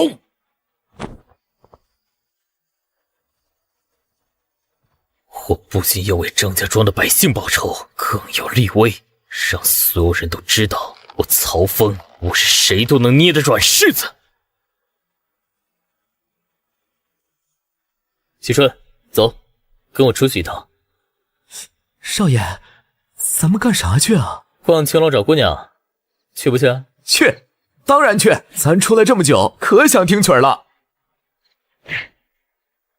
你脑子里就想这些啊，一点正事都不干。少爷，不是您说找姑娘吗？这荒郊野岭的，你找个女鬼还差不多。那还是算了，我打小就怕鬼。劳烦大哥通禀一声，镇北侯世子曹峰想拜见你们周指挥使。哦，原来是曹世子。周指挥如今已经不在我们飞骑营了。他今日刚升任为神武军都指挥使，已经去神武军那边上任了。原来如此，多谢了。曹世子，我家都指挥使有请。嘿呦，曹贤侄，你怎么来了？你先坐会儿，这天热，浑身是汗，我冲个澡。来人，给曹贤侄他们倒茶。周叔，你先忙。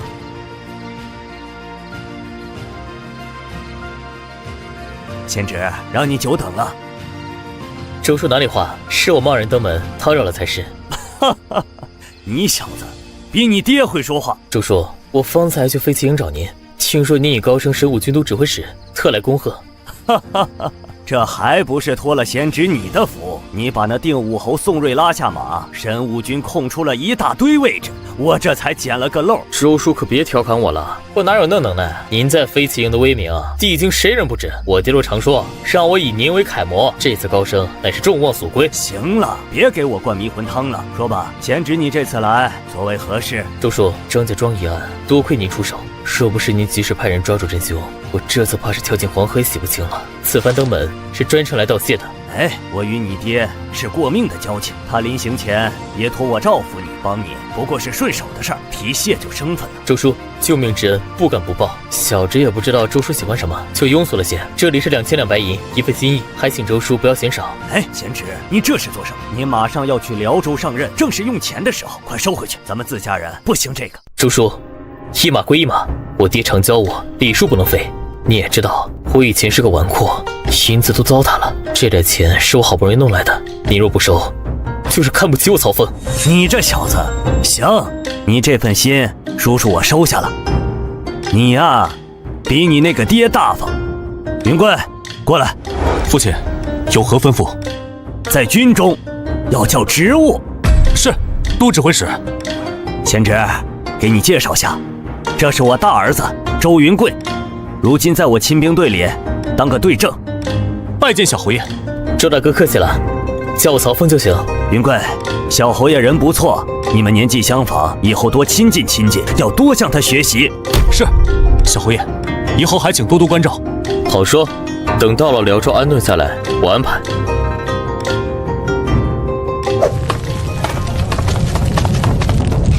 谁？小侯爷，您这么晚了，怎么？李叔，你们的警惕性不错，我自认为藏得很好，还是被你们发现了。小侯爷，明儿还要赶路呢，您还是早些歇息吧。不急，李叔，咱们练兵10多天了，今夜就来考教一番成效如何？如何考教？敲梆子，就说低息。啊！执行命令。低息，快起来！低息！不要乱跑，向我靠拢，点火把，列阵！站住！都给我站住！是我在试探他们，没你们的事了，都回去睡觉。你瞧瞧你们，遇到一点事就乱成一团，衣衫不穿，兵器不拿，今天教你们的都忘到狗肚子里去了。这要真是嫡系，你们的脑袋早就搬家了。都回帐篷，穿戴整齐，然后把那些跑了的人都给我抓回来，一个都不能少。是。小侯爷饶命啊！我们知道错了，我们再也不敢了。说说为什么要跑？是我曹峰亏待你们了，还是虐待你们了？老子好吃好喝的养着你们，遇到事就把老子撇下，自己跑了，你们可真给老子长脸！李叔在。临阵脱逃怎么处置？临阵脱逃者斩，拖下去斩了。小侯爷饶命啊！小侯爷饶命啊！你们虽也逃了，但上旨返回，死罪可免，活罪难逃。每人20军棍，你们可服气？服气！多谢小侯爷不杀之恩，多谢小侯爷。都给我记住了，跟着我曹峰，我不会亏待你们，但你们要守我的规矩，要做到令行禁止。谁若再敢触犯，他们就是下者。都给我站稳了，站直了。谁让你动了？知道什么叫军令如山吗？我让你们练习站立，就必须纹丝不动。小侯爷，刚刚有蚊子咬我。怎么还敢顶嘴？在队列中，谁让你随便说话了？想要说话，先做什么？讲。小侯爷，我请求讲话。别说是蚊子咬你，就算现在有人拿长矛捅你，你也得给我站直了，让他动。我们练兵练的是什么？练的就是服从。以后我们会遇到各种各样的敌人，想要活下去，军中就必须只有一个声音，这个声音就是我，曹峰。我让你们往东，你们不能往西；我让你们抓鸟，你们不能去抓鸡。谁在笑？站出来！谁让你笑了？小侯爷，我请求讲话。讲，您讲话太风趣了，我没忍住。忍不住是吧？那你就站在这里笑，给我笑足半个时辰。啊！还愣着干什么？笑，否则今天晚上没饭吃。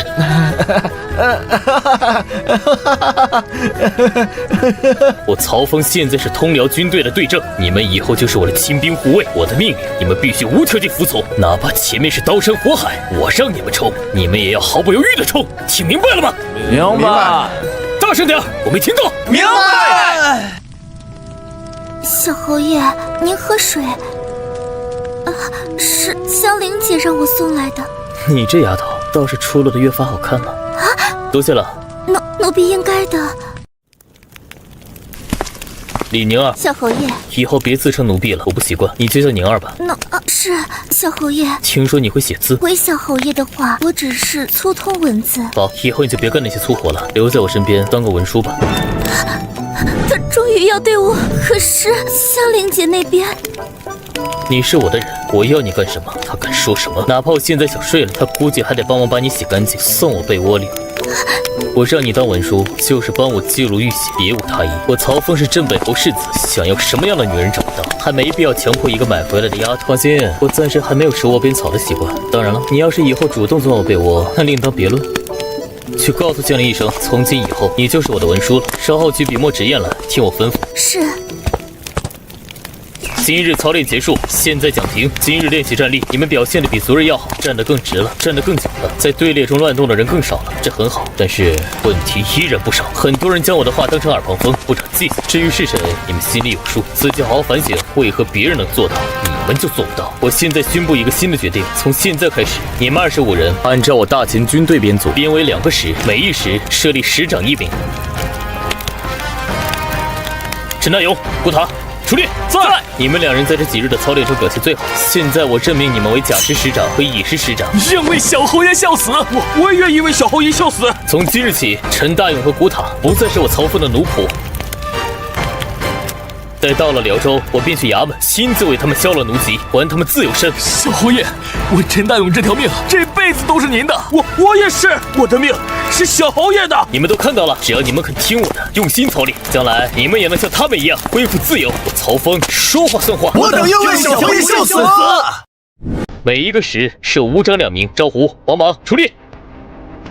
我任命你们2人为甲乙2师的武长。谢小侯爷，谢小侯爷。但还有2个武长的位置，我暂时空着，这2个位置留给以后表现最好、功劳最大的人，谁有本事谁就来拿。从即日起，师长每月领银5钱，武长2钱，在编的其他人每月也可领50文钱，另有功者重赏。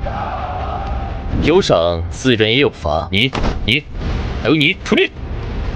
你们3人操练是偷奸耍滑，我看得一清二楚。从今天起返回杂役队。不过到了杂役队，若能好好表现，将来未必不能回来，别让我失望。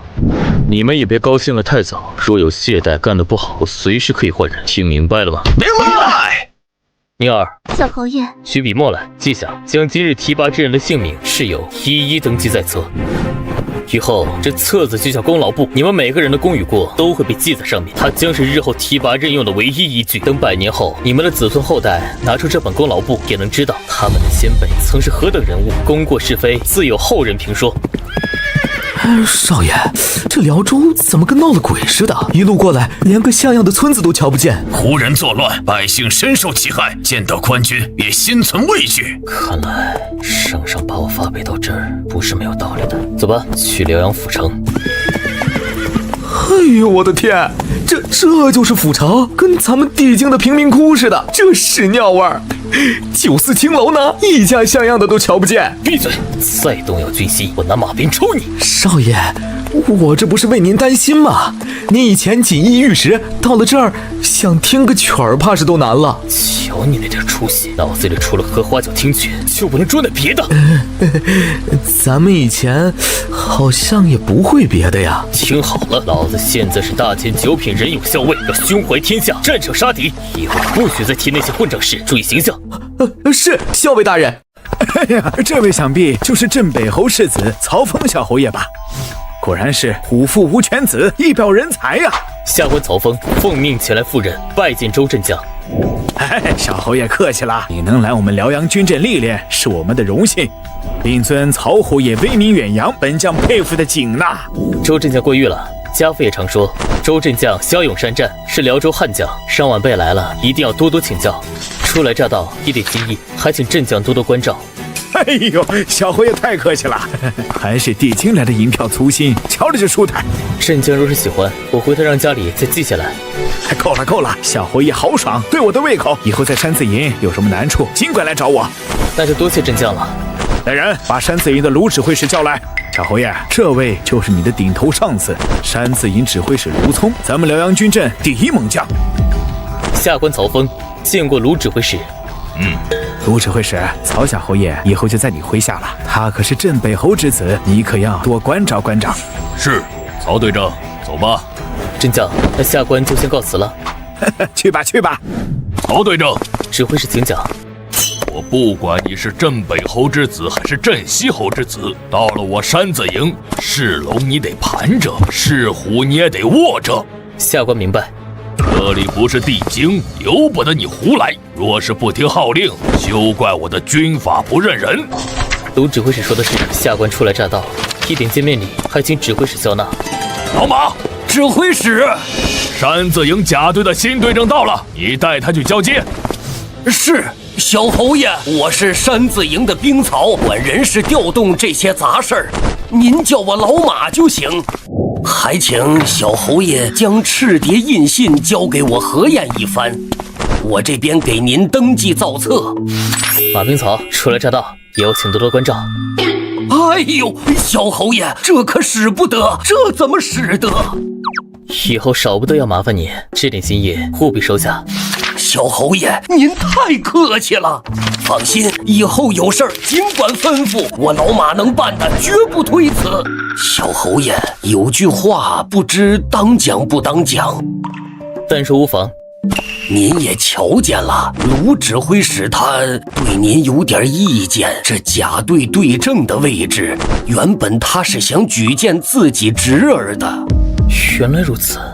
卢指挥使是咱们辽阳府卢家的人，他大伯还是辽州军的副将，背景硬得很。您呐，这是断了人家的路。依我看，您找个机会请他吃顿酒，把关系缓和下来，免得日后他找麻烦。多谢马兵曹提醒，曹峰记下了。等我安顿好，请你喝酒。好说好说，小侯爷慢走。你就是新来的甲队队长曹峰，我是指挥周兴安。走吧，我带你去见见你的人。有劳周指挥使。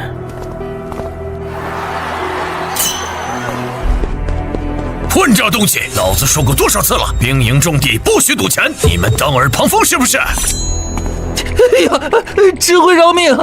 哎呀，曹队长，让你见笑了。甲队队长空了半年，副队长又告病，这帮家伙没人管，都野了。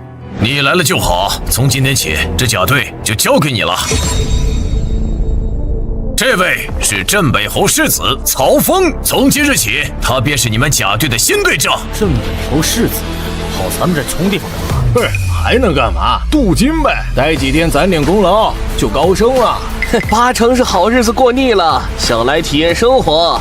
曹队长，甲队在册77人，除了告假的都在这儿了。若没别的事，我先回了。周指挥，一队不是该有120人吗？怎么只有77人？这原因复杂，一两句说不清，您待久了就知道了。群体都有，列队集合。曹小侯爷，这不见过面还集合干什么？是啊，您还是赶紧回城里去吧。我们这庙小，可容不下您这尊大佛。我是甲队队正，你们让我去哪？您是侯爷世子，想去哪儿就去哪儿。想捞军功，也别来我们这儿，我们这儿只有死人，没有胜仗。我告诉你们，我曹峰不是来镀金的，我来辽州是为保境安民，报效朝廷。从今天起，我就不走了。这小侯爷疯了吧？还保境安民？他是想让天人夫人又想要假尿裤子？把我的话当耳旁风了！列队集合，都给老子起来！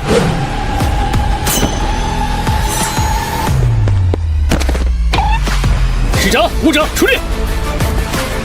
小侯爷，哦不，队正，我是甲师师长左兵。您息怒，弟兄们已经见相3个月了，心里有怨气，言语都有冲撞，绝不是冲着您来的，还请您大人大量，别和弟兄们计较。其他的师长和武长呢？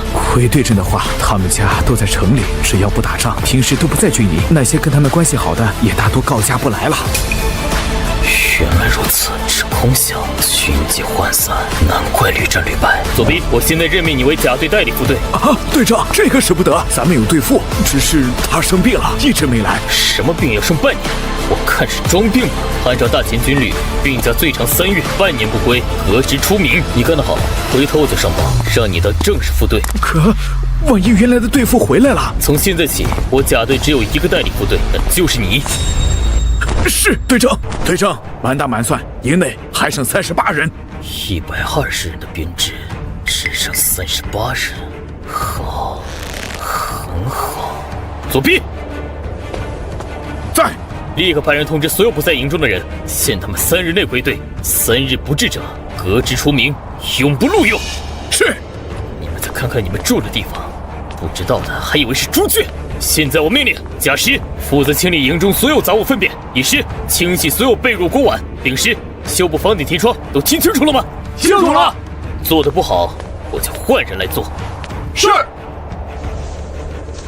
3个月不发军饷，军服破烂，就没人管吗？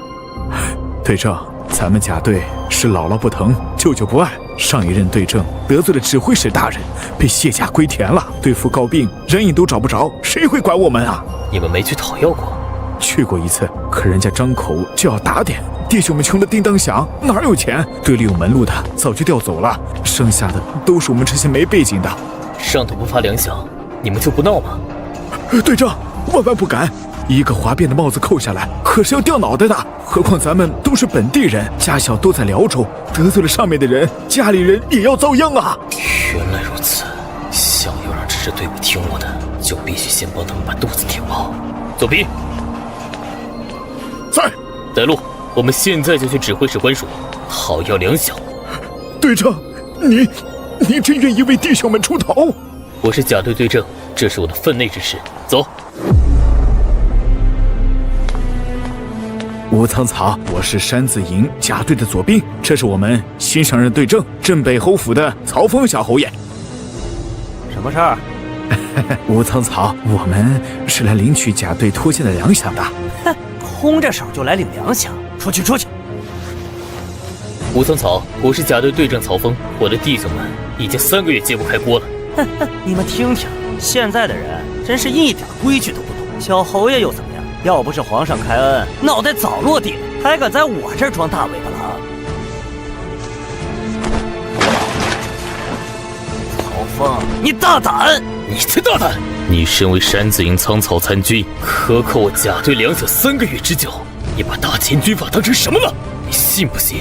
我现在就去国公爷面前告你一状，让你脑袋落地！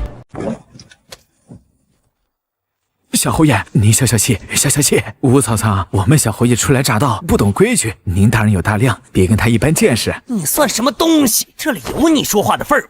哼，一个发配充军的纨绔子弟，还敢拿国公爷吓唬人？老子可不是吓大的。我今天把话撂这儿了，从今以后，你们甲队休想从我这儿领到半分粮饷。好，我希望你的脖子能比你的嘴硬。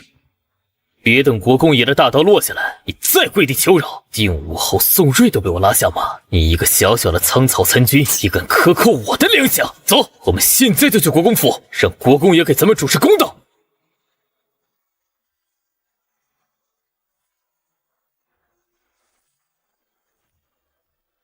山子营齐声，克扣我甲队粮饷。今天我就要去国公爷那儿讨个公道，我倒要看看你们山子营这些当官的有几颗脑袋够国公爷砍的。老吴啊，这曹峰是镇北侯世子，手眼通天，不像是在吓唬人啊。是啊，他要是真告到国公爷那儿，咱们整个辽阳军阵都得被他掀了，到时候你的脑袋可保不住。啊，我去找指挥使大人。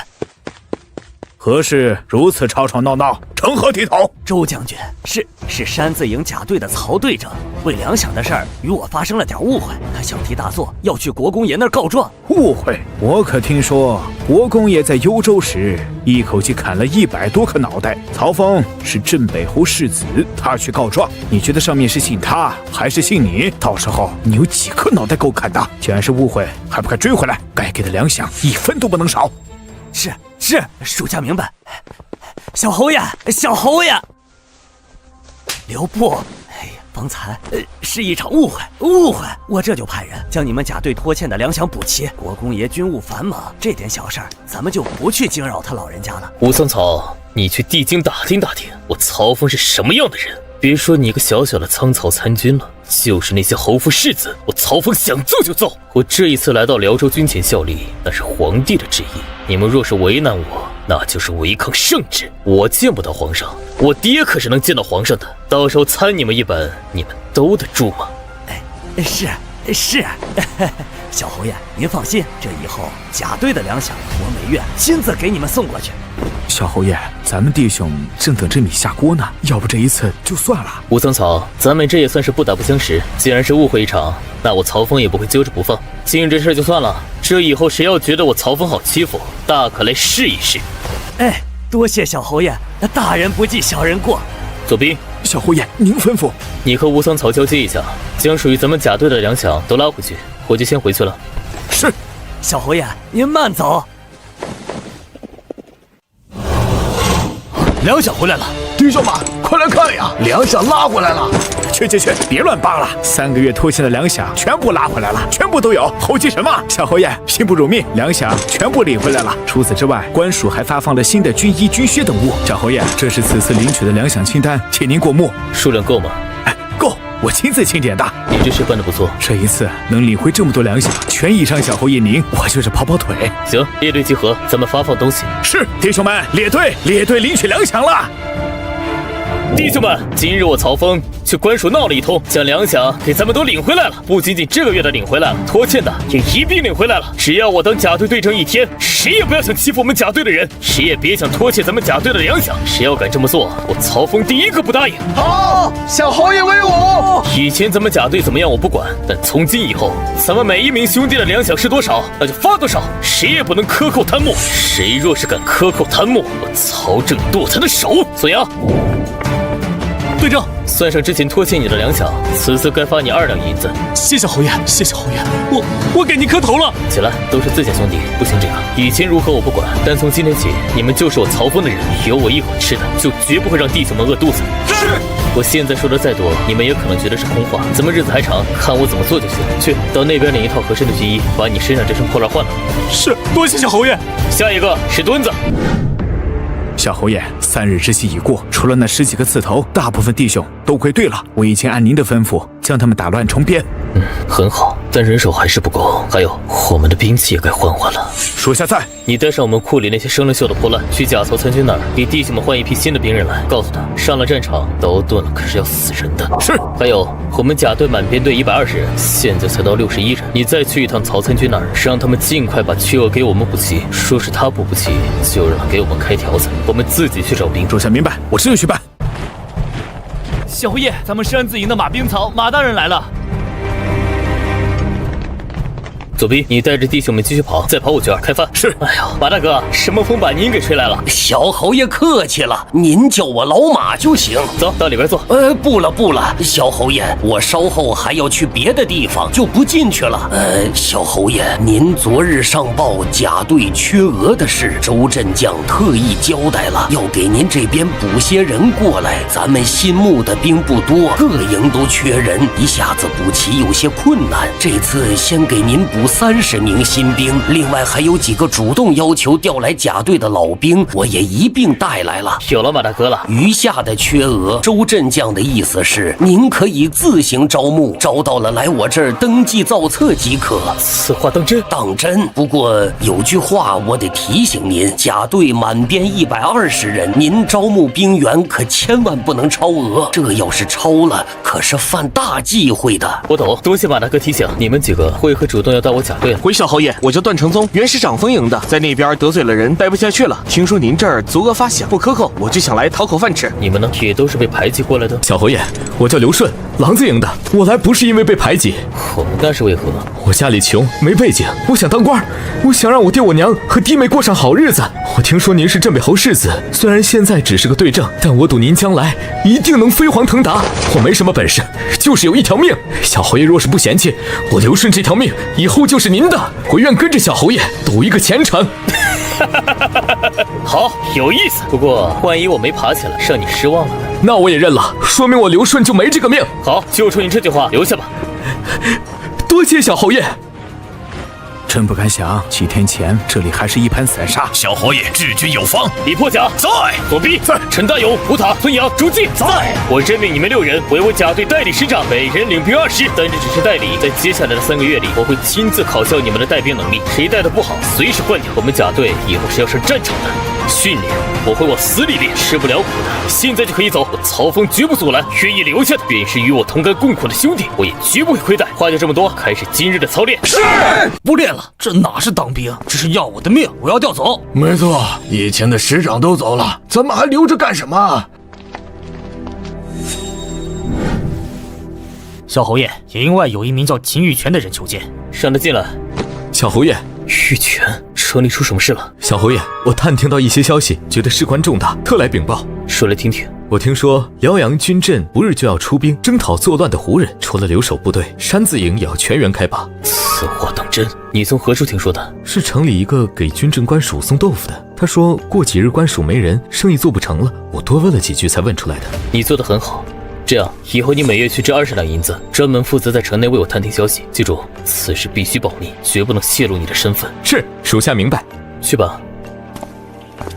叫左弼进来。左弼，你知道我们要开拔的消息吗？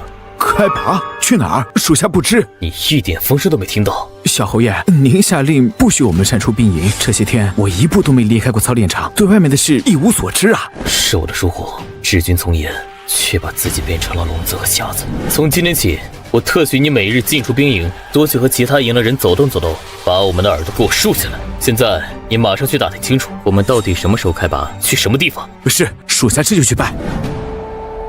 将士们，胡人作乱，荼毒乡里，今奉军令出征讨贼，建功立业，就在今日。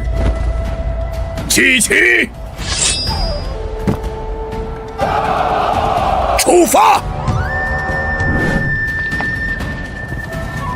将军，您看那支队伍，那是曹峰的甲队，哼，果然是将门之后有几分样子。小侯爷，周郎将似乎对我们另眼相看。这位周将军也是外来户，在辽州军并无根基。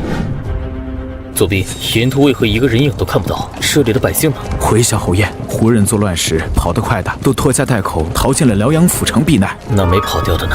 没跑掉的恐怕不是被杀了，就是被抓去当了奴隶。胡人已退，传令各营入城安营，就地驻扎。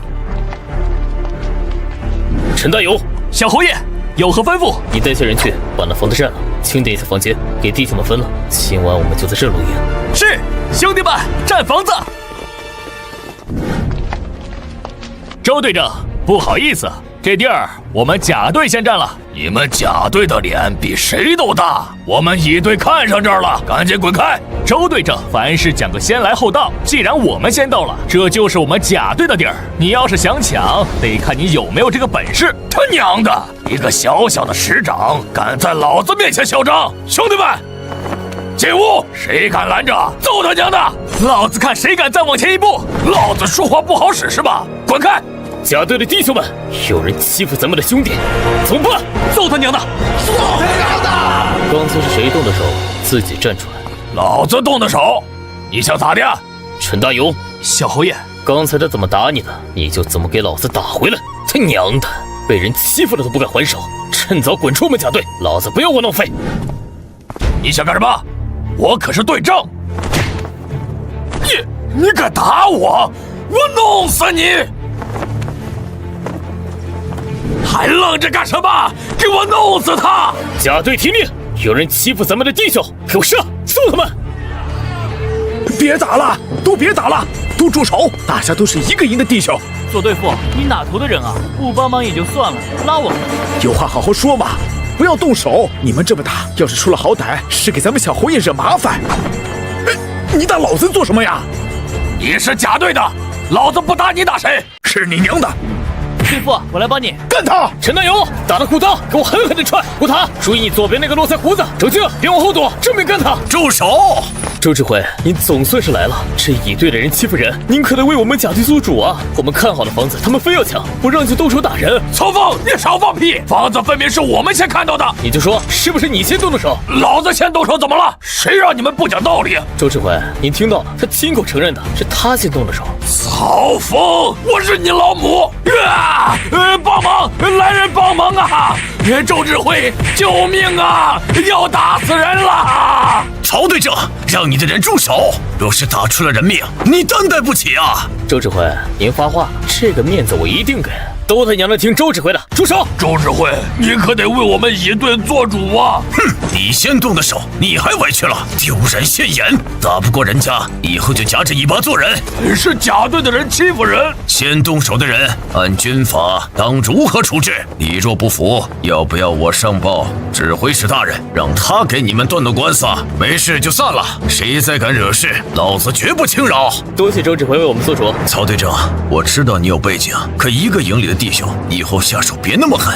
哎，明白。这周队正是卢指挥使的人，你做了他，就是打了卢指挥使的脸，你自己多注意点。多谢周指挥提醒。行了，赶紧去安顿吧。指挥使大人，您可得为我做主啊！那曹峰太无法无天了，我们乙队先看上的宅子，他非要抢，我与他理论，他就动手打人。他明知道我是您的人，还下此狠手，这打的不是我的脸，是您的脸呐！废物，你还有脸来告状？大人，真当老子眼瞎？分明是你先动的手，打不赢人家吃了亏，就跑到老子跟前哭，没出息的玩意儿！平日里让你多操练兵马，你当耳旁风。你瞧瞧人家曹峰，这才到甲队半个多月，就把甲队捯饬得像模像样。你要有他一半的本事，也不至于被人当街暴揍。指挥使，我觉得这曹峰野心不小，不得不防啊！他如今掌控甲队，连左边都对他服服帖帖。今天他敢打我，您若再不出面收拾他，往后这山字营怕是只知有曹峰，不知有您了。你在教我作诗？卑职不敢，卑职只是觉得有必要敲打敲打他，让他知道谁才是山字营之王。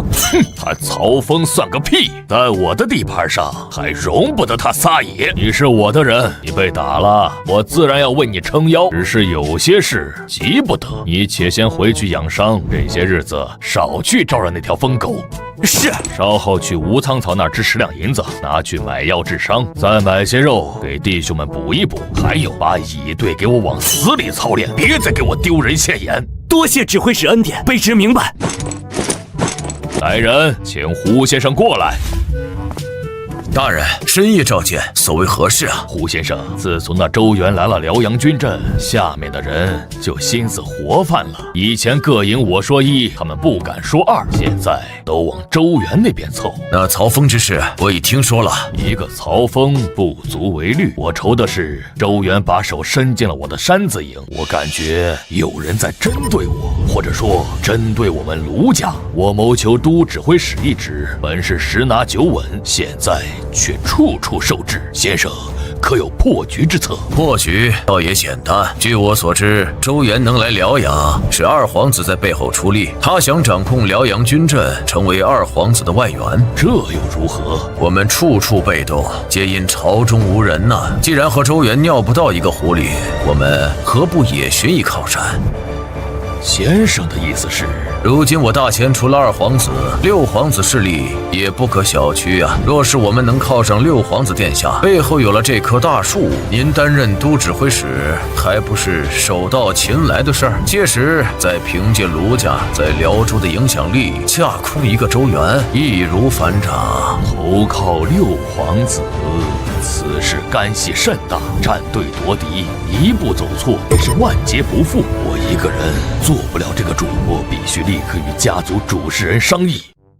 父亲，大哥，族长，父亲，何事让您动此雷霆之怒？我刚听说有奴仆被……还不是李信那个老匹夫，近日军议，他当着所有人的面指着我的鼻子骂，说我辽州军无能，镇压叛乱不力，让我颜面何存？简直欺人太甚！大哥，李信是3朝元老，我们与他无冤无仇，他为何会如此不给卢家颜面，当众针对你？这莫非是陛下的意思？哼，慌什么？陛下若真要动我们卢家，遇到圣旨就够了，何必让李信来演这出戏？他只是在敲打我们卢家，怪我们让那帮胡人闹得太过，杀了朝廷的节度使，让皇室丢了脸面。说到底，还不是那帮喂不熟的白眼狼，现在是越来越过分。以前咱们让他们闹一闹，我们出兵平叛，他们抢钱抢人，我们拿地拿军功，各取所需。现在倒胃口大，竟敢不打招呼就杀了节度使，这下捅了天大的娄子。父亲，孩儿派人去警告过他们，让他们交出凶手，可他们根本不理会，还扬言我们敢插手，就连我们一起打。好得很，翅膀硬了，想单飞了。既然他们不听话，那就让郑国公的大军去教教他们规矩。传我命令，那几家反骨仔我们不管了，断了给他们的所有消息。我倒要看看，没有我们通风报信，他们能活几天？那其他几步呢？派人去告诉那些还听话的，让他们最近都把尾巴夹起来，该躲的躲，该藏的藏，千万别跟朝廷的大军硬碰硬。等这阵风头过去，让他们主动请降，我们自会在朝廷那边替他们周旋。是，孩儿明白。这一次胡人不听话，捅了大娄子，咱们卢家也跟着受到了牵连。传令下去，有些生意该停就停，等风头过去再说。朝廷盯着我们，不要留下任何把柄，让人弹劾。是。当然，你们也不必过于担心，朝廷就算对我们不满，也还不至于动我们。毕竟六皇子殿下会为我们说话。大哥，我们要站队六皇子了，现在就站队，是不是太早了些？几个皇子如今实力相当，六皇子的优势并不大呀。形势逼人，不战不行啊！我们卢家屹立辽州100年，早就成了别人的眼中钉。以前还能观望，现在不行了，再犹豫不决就是墙头草，到时候两头不讨好。六皇子多次拉拢我们，此时投靠就是雪中送炭，反正早晚都要选，不如就赌这一把。父亲说的是，如今形势，我卢家若无靠山，想守住这份家业难啊。没错，若能助六皇子登上大位，辽州军都督之位，必然还是我们卢家的。大哥的苦心我们明白了。父亲，二弟从辽阳军镇捎来急信，说，他说新来的中郎将周元处处与他作对，还安插了一个镇北侯世子曹峰在他麾下，多番挑衅，让他颜面尽失。如今二弟在军镇的影响力大不如前，他问他升任都指挥使的事可有眉目了？让他稍安勿躁，以前没眉目，现在有了六皇子，那就是迟早的事儿。等你回信告诉他，不能一味退让。辽阳军镇是我们卢家的地盘，他代表的是我们卢家的脸面，该收拾的就收拾，该打压的就打压，绝不能弱了气势。特别是那个曹峰，他是得罪了六皇子才被发配过来的，既然他不识好歹，处处与我们作对，告诉老二找个机会把他做掉，就当是我们卢家献给六皇子殿下的第一份见面礼。大哥，那可是镇北侯的世子，为了个见面礼得罪镇北侯，值得吗？镇北侯是二皇子的人，我们既然选了六皇子，就注定是敌人，怕什么得罪？当然，事情要做得干净，既要送出这份大礼，又不能脏了我们自己的手。不行，不行！停下，小侯爷，你这刀法姿势好看，却是中看不中用的花架子，力道太弱，跟小孩过家家似的。战场厮杀，敌人可不会站着不动让你砍，你这么慢悠悠的挥刀，早就死800回了。李叔，我没上过战场，还请您教我。小侯爷，严重了，我这都是些粗浅刀法，怕入不了您的眼。只要能上阵杀敌就行。好，小侯爷记住，战阵刀法没有那么多花里胡哨，无非就是3个字：快、准、狠。快、准、狠。没错，出刀要快，砍得要准，力道要足，一眼就要瞅准敌人甲胄护不住的要害，一刀毙命。每一刀都要用尽全力，不能留情。小侯爷，你就当这木桩是敌人，我标记的地方就是人的要害，你就对着这几个地方砍上成百上千次，练出肌肉的本能。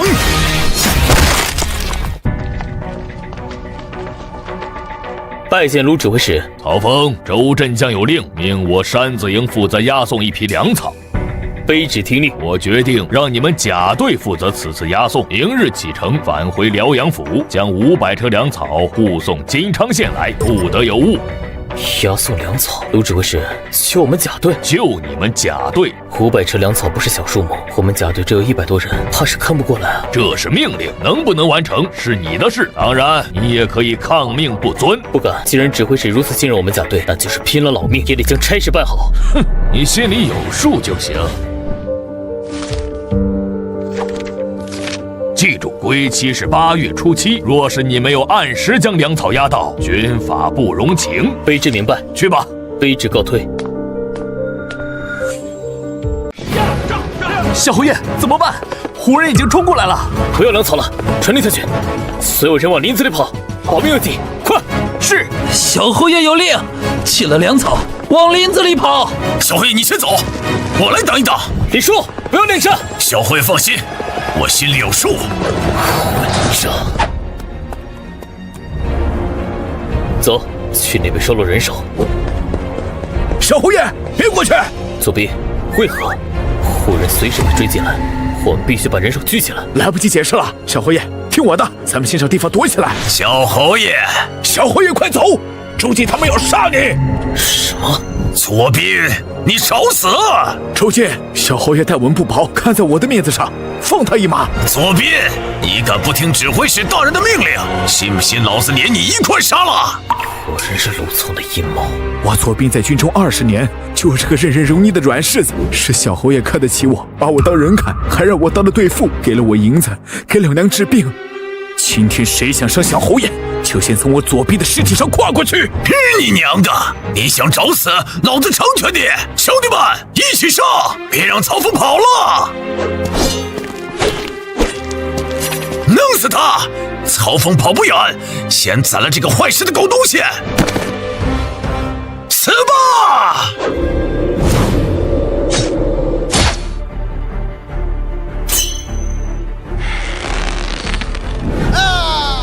周静等人谋逆，要杀我，快去帮左弼！不好，曹峰的援兵到了，快走！追，一个都别放过！不要追了，胡人骑兵已经下马进林子了，先收了我们的人，应付胡人要紧。小侯爷，胡人已经退了。小侯爷，小侯爷，小侯爷，别紧张，他们不是卢聪的人。刘顺，你手里拎的是什么？娘的，这2个虎狗像疯狗一样追着老子不放，被我顺手剁了。六子兄弟，你醒醒啊！小侯爷，粮草和民夫都被胡人劫走了，我们必须立刻派人回金昌县求援。来不及了，此去金昌县路途遥远，我们的战马也全丢了。等援兵赶到，胡人早就无影无踪了。那怎么办？粮草丢了，我们活着回去，按军法也是死罪一条啊，没法交差的。死罪？那还回去干什么？不如跑吧！你想当逃兵啊？被抓住一样是斩首示众，反正都是死。当逃兵说不定还有条活路。小侯爷，您拿个主意吧，我们现在该怎么办？弟兄们，都安静！他们说的对，我们丢了粮草，回去是死。可若是当了逃兵，一辈子东躲西藏，一旦被抓住，依然是死。我们已经无路可退，所以我们只有一条活路，那就是把粮草从胡人手里抢回来。小侯爷，这不可能！胡人骑兵骁勇，我们这点人手还个个带伤，怎么抢？这是去送死啊！胡人刚打胜仗，必定轻敌，他们觉得我们已经是丧家之犬，绝想不到我们敢杀回去。小侯爷的意思是出其不意？没错。他们有粮草和2000民夫拖累，走不快。200骑兵要看管这么大的队伍，兵力必然分散。只要我们打得够快、够狠，在他们集结起来之前重创他们，这一仗我们就有胜算。可我们是步兵，白天硬拼还是吃亏。谁说要白天硬拼了？我们可以趁着他们熟睡的时候下手，悄悄跟上去，总有下手的机会。娘的，反正横竖都是死，不如跟着小侯爷去赌一次，万一抢回了粮草，咱们就都活了。对，跟他们拼了！与其窝窝囊囊的被处死，不如拉个胡人店，被死也见瞑目了。好，弟兄们，只要曹峰还活着，就绝不亏待大家。凡是跟我去的，我自掏腰包，每人赏银20两；战死的，我给家里送50两。我曹峰在此立誓，若有半句虚言，天打五雷轰！小侯爷，我们要是也跟着去，也给银子吗？当然，只要是有卵子的爷们儿，愿意去拼命的，一视同仁，同样给20两白银。从卢家，你们等着，等老子活着回来。